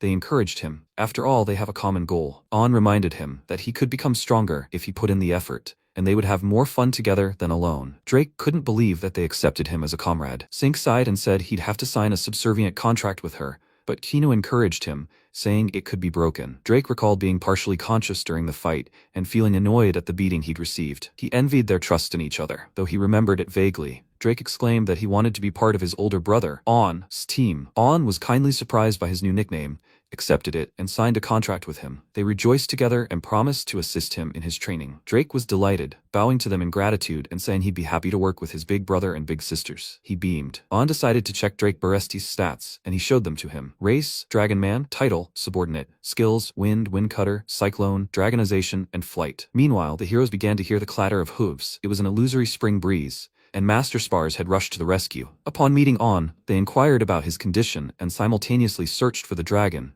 but it was nowhere to be seen. MC smiled and said that many things had happened, but in short, the dragon turned out to be a young man from the Dragonman tribe, and the magical sword Fram had made him aggressive. Drake bowed his head to the leader and apologized for losing control in his weakness and injuring their comrades. Spars reassured him, saying that fortunately no one had died, though Grays had been seriously injured, but he had been quickly revived. He noted that Drake was a victim since the sword had attacked him, and he also apologized. That was all. Drake continued apologizing, insisting that he would definitely become stronger and do much good for everyone. We'll wait impatiently. On showed Fram's sword to Spars, saying that, according to Drake, a red-haired man had struck him. MC asked if Spars had any thoughts on the matter. The guildmaster noted that it was difficult to tell anything from just one sword. He asked for the sword to be taken, as he planned to use it for his report to the royal capital. Spars told him not to worry, as he would report Drake as a casualty, and smiled. On was shocked by the master's kindness. He's his comrade after all. Meanwhile, Spars and Grays headed back to town. They asked the guys to stop by the guild when they had time to talk about rewards. The team thanked them, and they said their goodbyes. On wanted to hunt a little more before returning to town,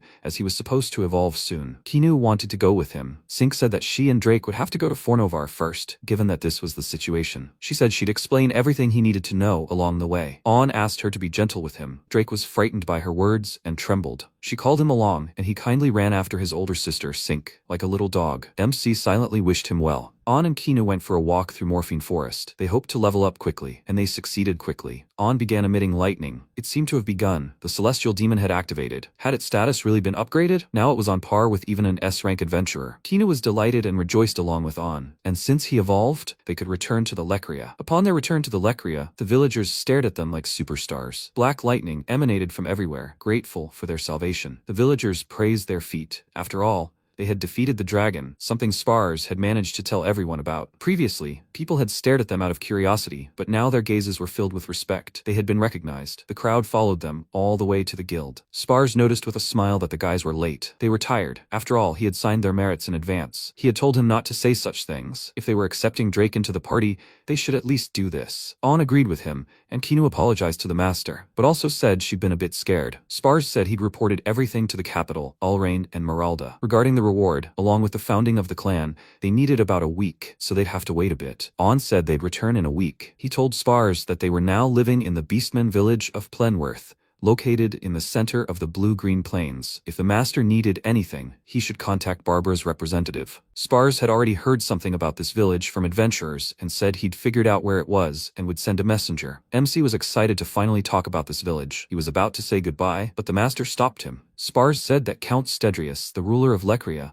wanted to meet with him and asked him to come to his mansion. On wasn't happy about having to meet with an aristocrat, but he accepted the invitation. Spars insisted he was a good man. Perhaps he simply wanted to thank them. They simply needed to stop by. On and Kinu left the guild building to the fanfare of the fans who had gathered by then. They headed for the Count's mansion, the largest building in the city center. Due to the crowd, they only arrived an hour later. The Count's butler met them, escorted them through the entrance, and told them they were expected. They entered a luxurious room where the ruler of the Lecria awaited them. His name was Helban Stedrius. He already knew who these boys were. The Count thanked them for settling the matter with the dragon at the cost of their lives. On casually said it was simply their job. The Count asked them not to be modest, as he would like to continue doing business with them. He asked them to continue to take care of the Lecria. The butler wished the heroes a safe journey, and they said their goodbyes. On was surprised that the aristocrat was friendly towards them. Meanwhile, the heroes returned to the village, where Drake and Sink were waiting for them. They were happy to see them again. By this time, Sink had already told Drake absolutely everything. Drake realized that the brother and sisters were incredibly cool. On decided to ask the guys what they were planning to do.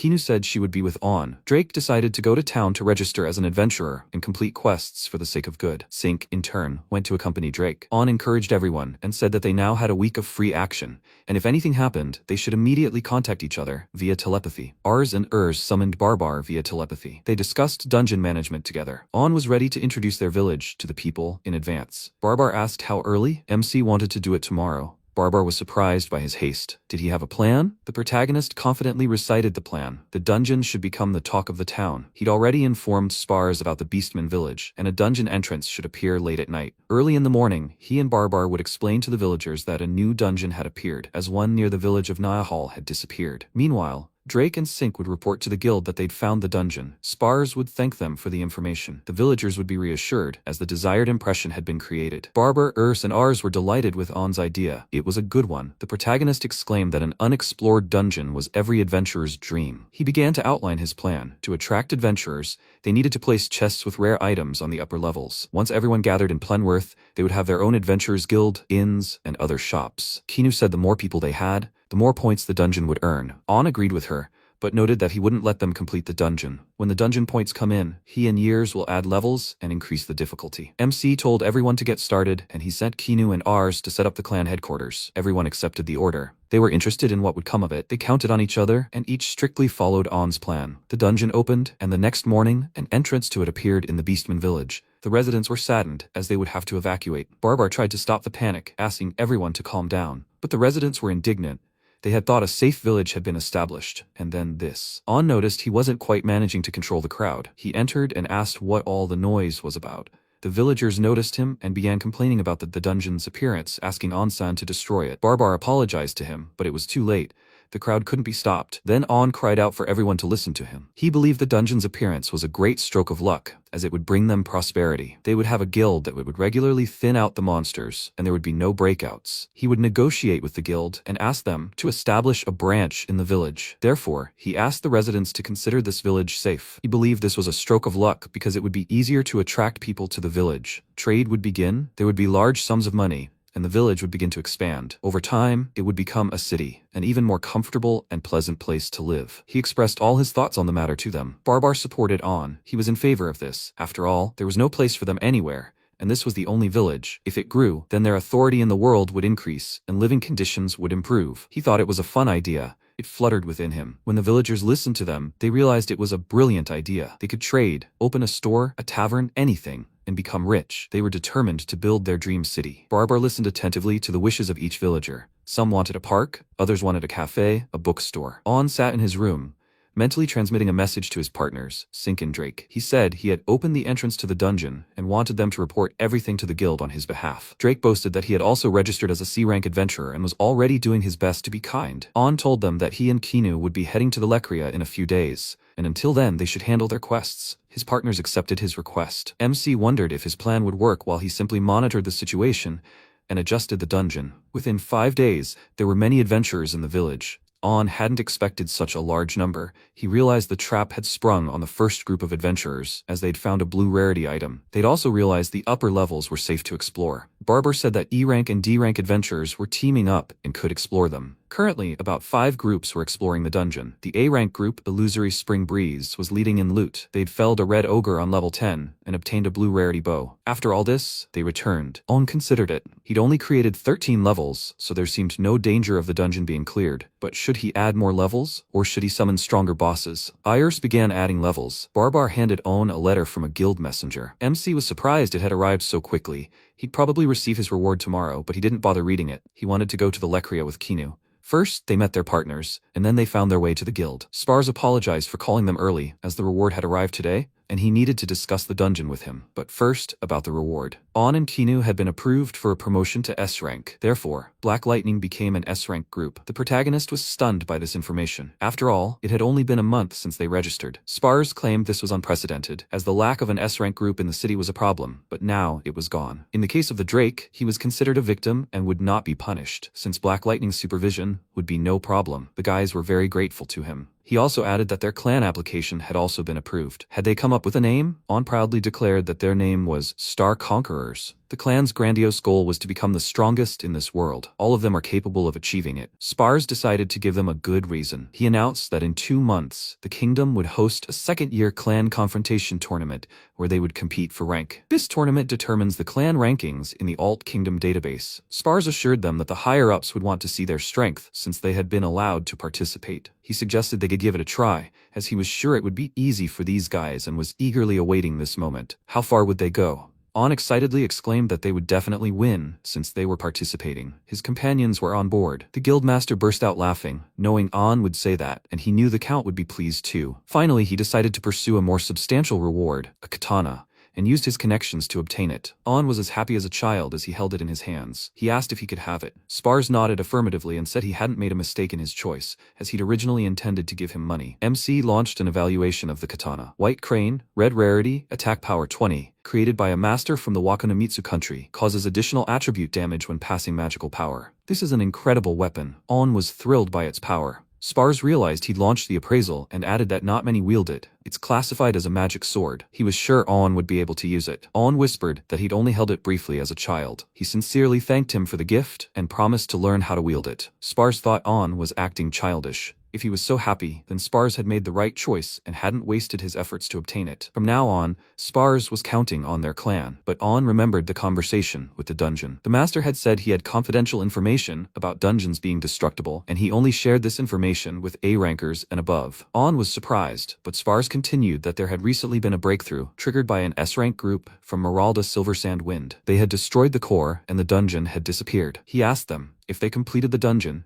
not to destroy the core. Dungeons, when managed properly, were highly profitable. According to his calculations, 4 groups had received blue rarity equipment this week. Therefore, he believed the dungeon would also enrich the nearby cities, as the blue-green plains were under their jurisdiction. They had already decided to open a guild branch in Plenworth, managed by Alecria. Spars realized that the dungeon would be essential not only for the city, but also for the development of the Beastman village. He asked for their cooperation, and promised that the guild would do everything possible to protect the residents. On agreed with his proposal and added that they should establish a branch office as soon as possible. Spars promised to sort it out soon and thanked them. When the guys left the guild, they began to discuss who would do what. On couldn't wait to try his new sword. Kinu, as usual, went with him to the forest, then they would return to Plenvert. He asked what Sinku and Drake would be doing in the meantime. Drake wanted to complete even more quests to advance his rank, and Sinku would accompany him. On supported their idea, and they said goodbye. Drake recalled the Dragonman village. He felt he hadn't yet repaid his debt for the troubles he had caused. His body lay defeated on the mountain, and before him stood the dragon Favnir, who had defeated him. Drake hadn't shown his full potential yet. He was trying to get up. Drake started a conversation with him, saying he didn't have the strength for this fight and would schedule another duel tomorrow. Fav was against it. There could be no rematches in a fight for eldership. If he didn't have the strength, it meant he wasn't developed enough. Drake didn't even think he could rematch. He thought Dragonmen should win in any situation. Without strength, this village couldn't be ruled. He didn't want to become the next elder. He was upset that he hadn't shown his full potential. He cried out that he could still fight his brother, so that his father would acknowledge his strength. Then Fav ordered his subordinates to seize him. The crowd began to grab Drake. He resisted them, thinking that he wanted to prove his strength and wanted his brother and father to know it. They locked him in the dungeon and told him to sit down and cool off. Drake thought he would be killed because he had desecrated the sacred tournament and gone on a rampage. Then his father appeared out of nowhere, holding the key and freeing Drake. He ordered his son to leave the village. Drake decided he didn't need his father's pity and that he would leave on his own. Out of anger at himself, he raged for several days in the form of a dragon in the Red Gorge. He believed he needed to vent these feelings, otherwise he would crumble inside.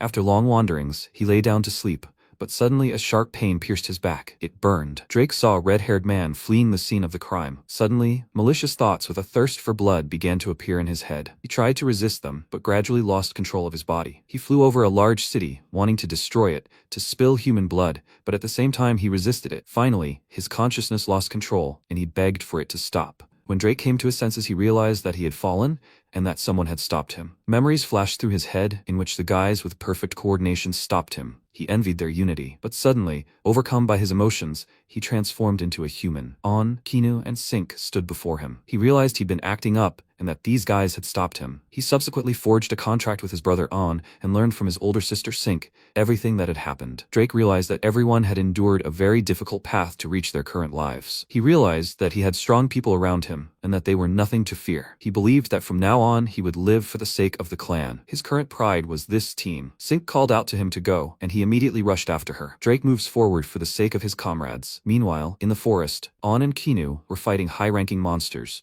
On's katana was incredible. He'd cut down countless monsters with it. His goal was the clan tournament in 2 months. Until then, he needed to complete quests and improve the dungeon so everyone could level up as much as possible. A month and a half passed, and On returned to the village. They finally had a guild. Barbar reported to On that after this event, the village had grown significantly in population and residents, with numerous shops appearing. Barbar was pleased that the village's development was going well. He also added that the dungeon's points had skyrocketed, and they'd expanded its area to the 25th floor. They'd also increased the difficulty by summoning an S-rank boss. On was delighted to hear this news. Word quickly spread among the adventurers about dangerous rooms from which they could safely return via teleportation magic circles. On thought with relief that he no longer had to worry about the dungeon and the village, as everything was improving. He sent a mental message to his friends to see how they were doing. They are trying their best. Drake has already reached A rank. On was pleased to see his teammates working so hard. He was interested in testing their combat prowess. Drake began by telling his own story. He hadn't gained any new skills, but he had reached level 49 through training. He'd also mastered the air and begun exploring the abilities of his human form. Sink continued her story, revealing she'd gained new skills: tenacity, earth wall, earth bullet, earth shackles, and water whip. She'd also reached level 50 and evolved into Princess Hania. She now serves as a frontline fighter. Kin had something to brag about too. She'd also reached level 50 and evolved into a golden fox. She'd learned a slew of skills, enhancing her magic: insight, firewall, firestorm, fireblade, and psychic vision. She now has access to close quarters combat with her fireblade. On awkwardly patted his head and said he'd been training with a katana and had only leveled up 1 level. They reassured him, as he was busy organizing the village and the dungeon. On announced that they would be heading to the royal capital tomorrow and would return in a month, so they should dine together today. The guys gathered at the table. They were looking forward to this day. Barbar, Ars, and Ears asked them not to worry and leave the house to them so that they could do a good job in the test. On explained that the tournament rules were still unknown, and the only thing they could do was prepare their equipment. Ars and Ears prepared something for the guys. They improved their equipment a little and distributed it to each comrade. Sink received an afterlife servant's robe with 5 defense, a gift she happily accepted. Drake received a full set of traditional Ryuga attire with 15 defense. Ars and Years were very pleased with his outfit. Barbar said it was called Waso, and they picked out mobile gear for On and Kinu, which included protection. On grinned and said that matching clothes would attract attention. Drake smiled at him and said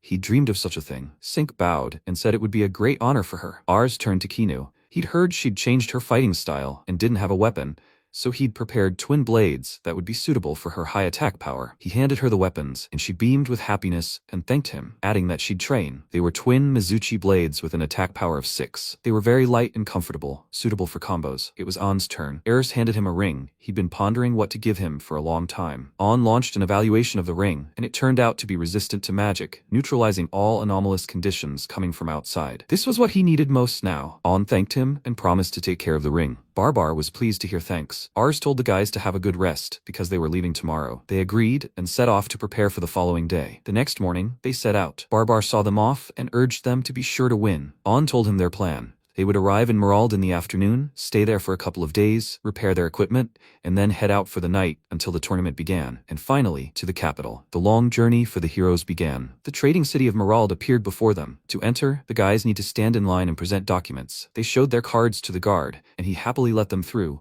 when he saw their rank. On asked the guard how to get to the inns. He replied that all the inns and taverns were on the west side of town, but he recommended the Dancing Jester, as it had delicious food and clean rooms. On thanked the guard, and they continued on to the Dancing Jester. A sign hung outside the entrance, depicting a jester dancing with mugs of beer. The receptionist warned them that only 2 rooms were currently available. Would that be acceptable? On accepted the information and said they would be separated by gender, asking for dinner to be included. The staff member remarked that their food was renowned throughout the city. Sink and Kinu were pleased with this arrangement, as they would be able to chat to their heart's content. Alone with On, Drake asked him how he could become stronger. He was working hard every day and had reached level 50, but as a dragon man, he could not evolve. He didn't know how to become stronger and asked On for advice. MC suggested it was his fighting style, since he'd been flying around a lot lately, but Drake was certain he was a nobody on the team. Since Kinu-sama was strong in magic, his older sister Sink was strong in provocation, and his brother On was a perfect attacker. attacker. On stopped him and understood his thoughts. Drake was thinking about team balance. MC said Drake was very good at attacking, and Sync attracts enemies with her provocation, so why stand on ceremony? He noted that Drake excelled in both magic and defense, not caring about minor damage and continuing to attack. In battles with strong enemies, his firepower stabilized the team. Drake realized they lacked firepower to be perfect and calmed down. On encouraged him, saying that constant firepower never hurt in defeating an enemy,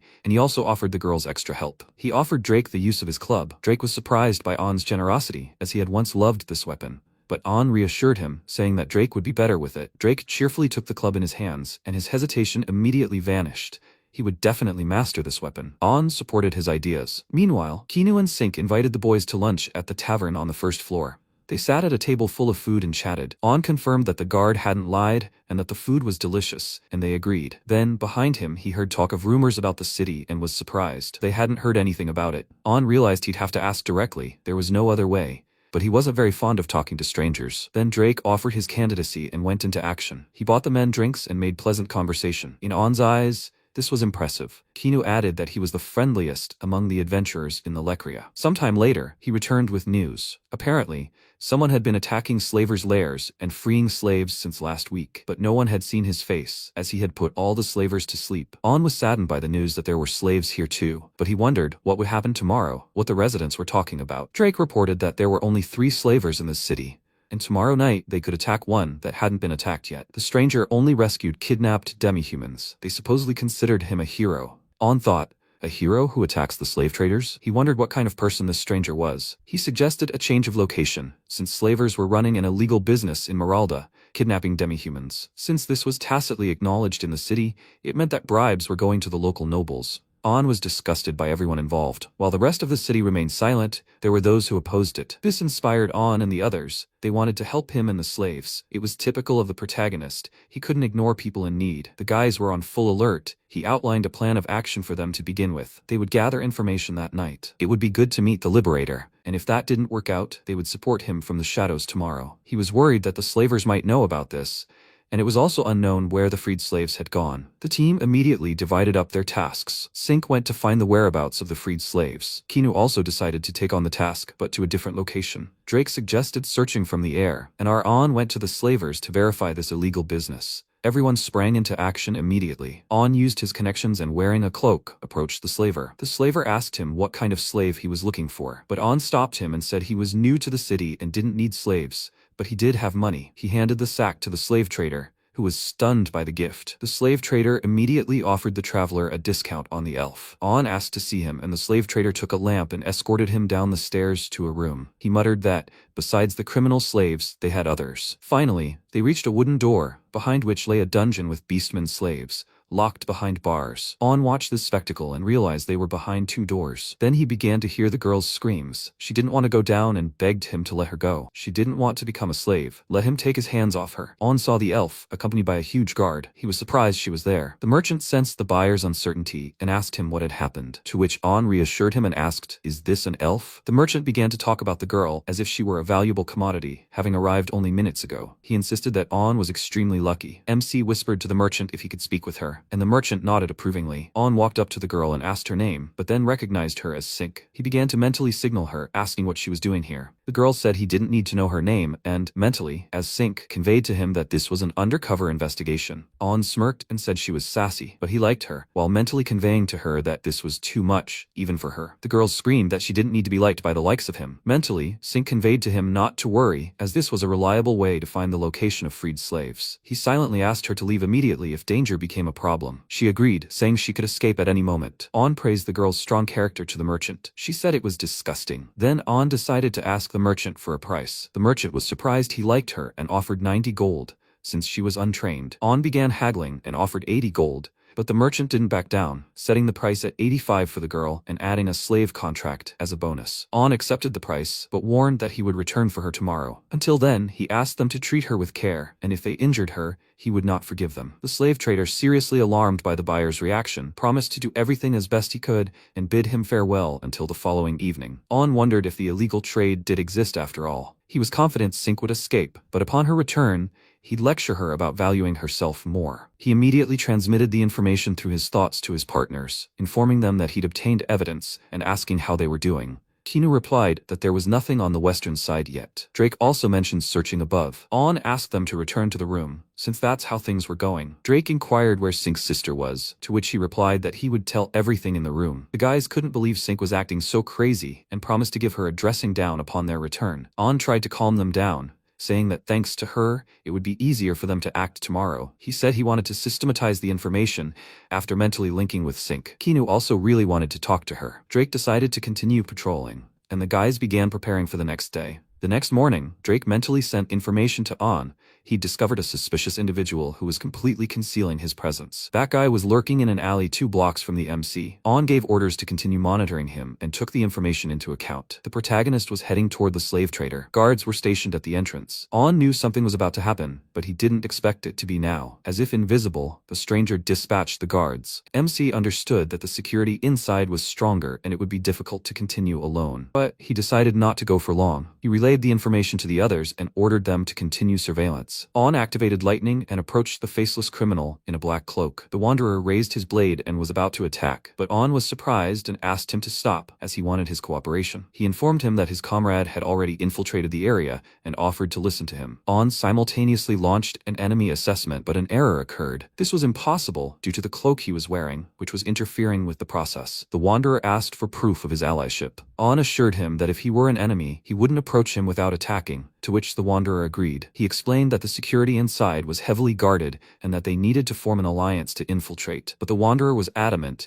as he had little time. Many elves would be sold tomorrow. He asked On about his plan, and he recounted the following scenario. First, he enters and opens the door to the cells. Then the Wanderer enters and neutralizes the guards. The Wanderer asked his name, and he introduced himself. They established a partnership, and a Wanderer introduced herself as Nelfi. She said that if On betrayed her, she would never forgive him. On then immediately reassured her and said he wouldn't do it. On warned her to act in a few minutes, and he himself entered the building to carry out his plan. He was met by 4 bandits, waiting to meet their esteemed client. The slave trader ordered the woman brought, but On insisted on entering the room before paying, to assess her condition. The trader understood his client and led him to the door, which he opened slowly. On asked why there were more guards than yesterday. He replied that there had been disturbing rumors and that everything was as usual. He opened the door, confused as to what was happening, and invited On in to see the slaves. On now placed his hopes solely on Nelfi, who was already dealing with the slave trader's guards. Nelfi eventually found On herself and brought him the keys. He was surprised that she had finished and helped her free the captives. He wondered what Nelfi would do after that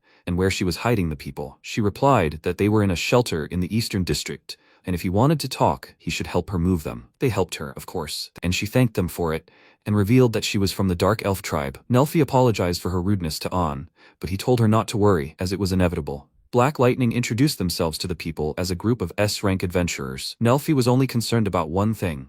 They needed to return everyone to their homeland, the Forest of Illusions, but it had been destroyed. You couldn't get through that forest without an elf. But bandits had appeared and burned their village, looted and kidnapped women and children. On asked if the perpetrator was known. Nelfi denied it, as her village had already been destroyed by the time she returned from her mission. However, she had heard from the kidnapped men that among the leaders was a red-haired man who used a flaming sword and whose name was Bride. Drake immediately recognized the man from the description, as he had attacked him. On asked if this information was true, to which Nelfi nodded affirmatively. Sync said that when she was being transported by slave traders, there was a child who overheard his name. On tried to explain his point to those around him, saying that the bandit had attacked Drake before, and they were most likely the same person. The main thing now was to evacuate everyone, and we could talk about that later. Nelfi didn't know of a single safe place for everyone, and asked On for help. He told them about the dungeon system, and that if they signed a contract, he could transport everyone to safety. He explained that he was the dungeon master and controlled it. If everyone signed the contract, they would be able to instantly transport to the dungeon's living area. The guys confirmed his words by saying that On cares about them very much, and that's why they signed a contract with him. Nelfi had heard something about this in old elder stories. She understood that On was the dungeon master, but she was terrified. Was it even possible to live in a dungeon? On reassured her and said it was possible. Even if strangers came, they would be protected. Nelfi, armed with this information, went to the people to explain all this so that On would form a contract with each of them. And so it happened. On formed contracts and teleported everyone to Fornavar, where Ars and the others were already waiting. Nelfi was told the full story of each member of the team. She realized that On was originally human, But even after becoming a monster, he had found reliable companions. On exclaimed that the half-humans were also their companions, since they had formed a contract. Nelfi, despite everyone's misfortune, promised to make their lives happy. First, On had to arrange living conditions. He asked the people about their wishes. The dwarves wanted to craft weapons and armor. He and the elves needed forests. The elves wanted to sew and make accessories, and the beastmen needed plains to run on. Therefore, On created all this for their free use. He converted the third floor into a residential area with forest and plains, and the fourth floor became a workshop. The residents were pleased with these changes and thanked On. He in turn told them to contact Ars if they had any further requests. Barbar and the team were glad they could help. On decided to hold a council on further actions, since everyone was gathered. He wanted to thoroughly teach the nobles and slavers a lesson, but if he made a fuss, everyone would flee. So he would have to visit the slaver again and pretend to be the victim of an attack. He assured them that if they won the clan tournament, their influence would greatly increase. With this, they could file a complaint with the royal family, and then the nobles would not flee. The team supported his ideas, and Nelfi wanted to join Black Lightning. She wanted to repay their kindness and also help them achieve their goals. The team welcomed her with open arms, even wanting to invite her to join. On warned Sink that she would be reprimanded for her actions with the hostage. She apologized and said she would try harder, but also noted that he didn't understand her. He told her to take better care of herself and not do dangerous things. Kinu tried to calm her down, saying that they were angry because they valued her. Sink burst into tears, having misunderstood On and Kina before, and asked for forgiveness. On asked her not to do such reckless things again. Nelfi sat nearby and listened, believing this clan to be a good one. She was filled with pride that she could join this circle. On decided to tell everyone about Bride. He guessed that he was probably from the group On had worked for at the very beginning of his career. 14 years ago, this group betrayed him, and he nearly died. On was ready to share his story with the guys.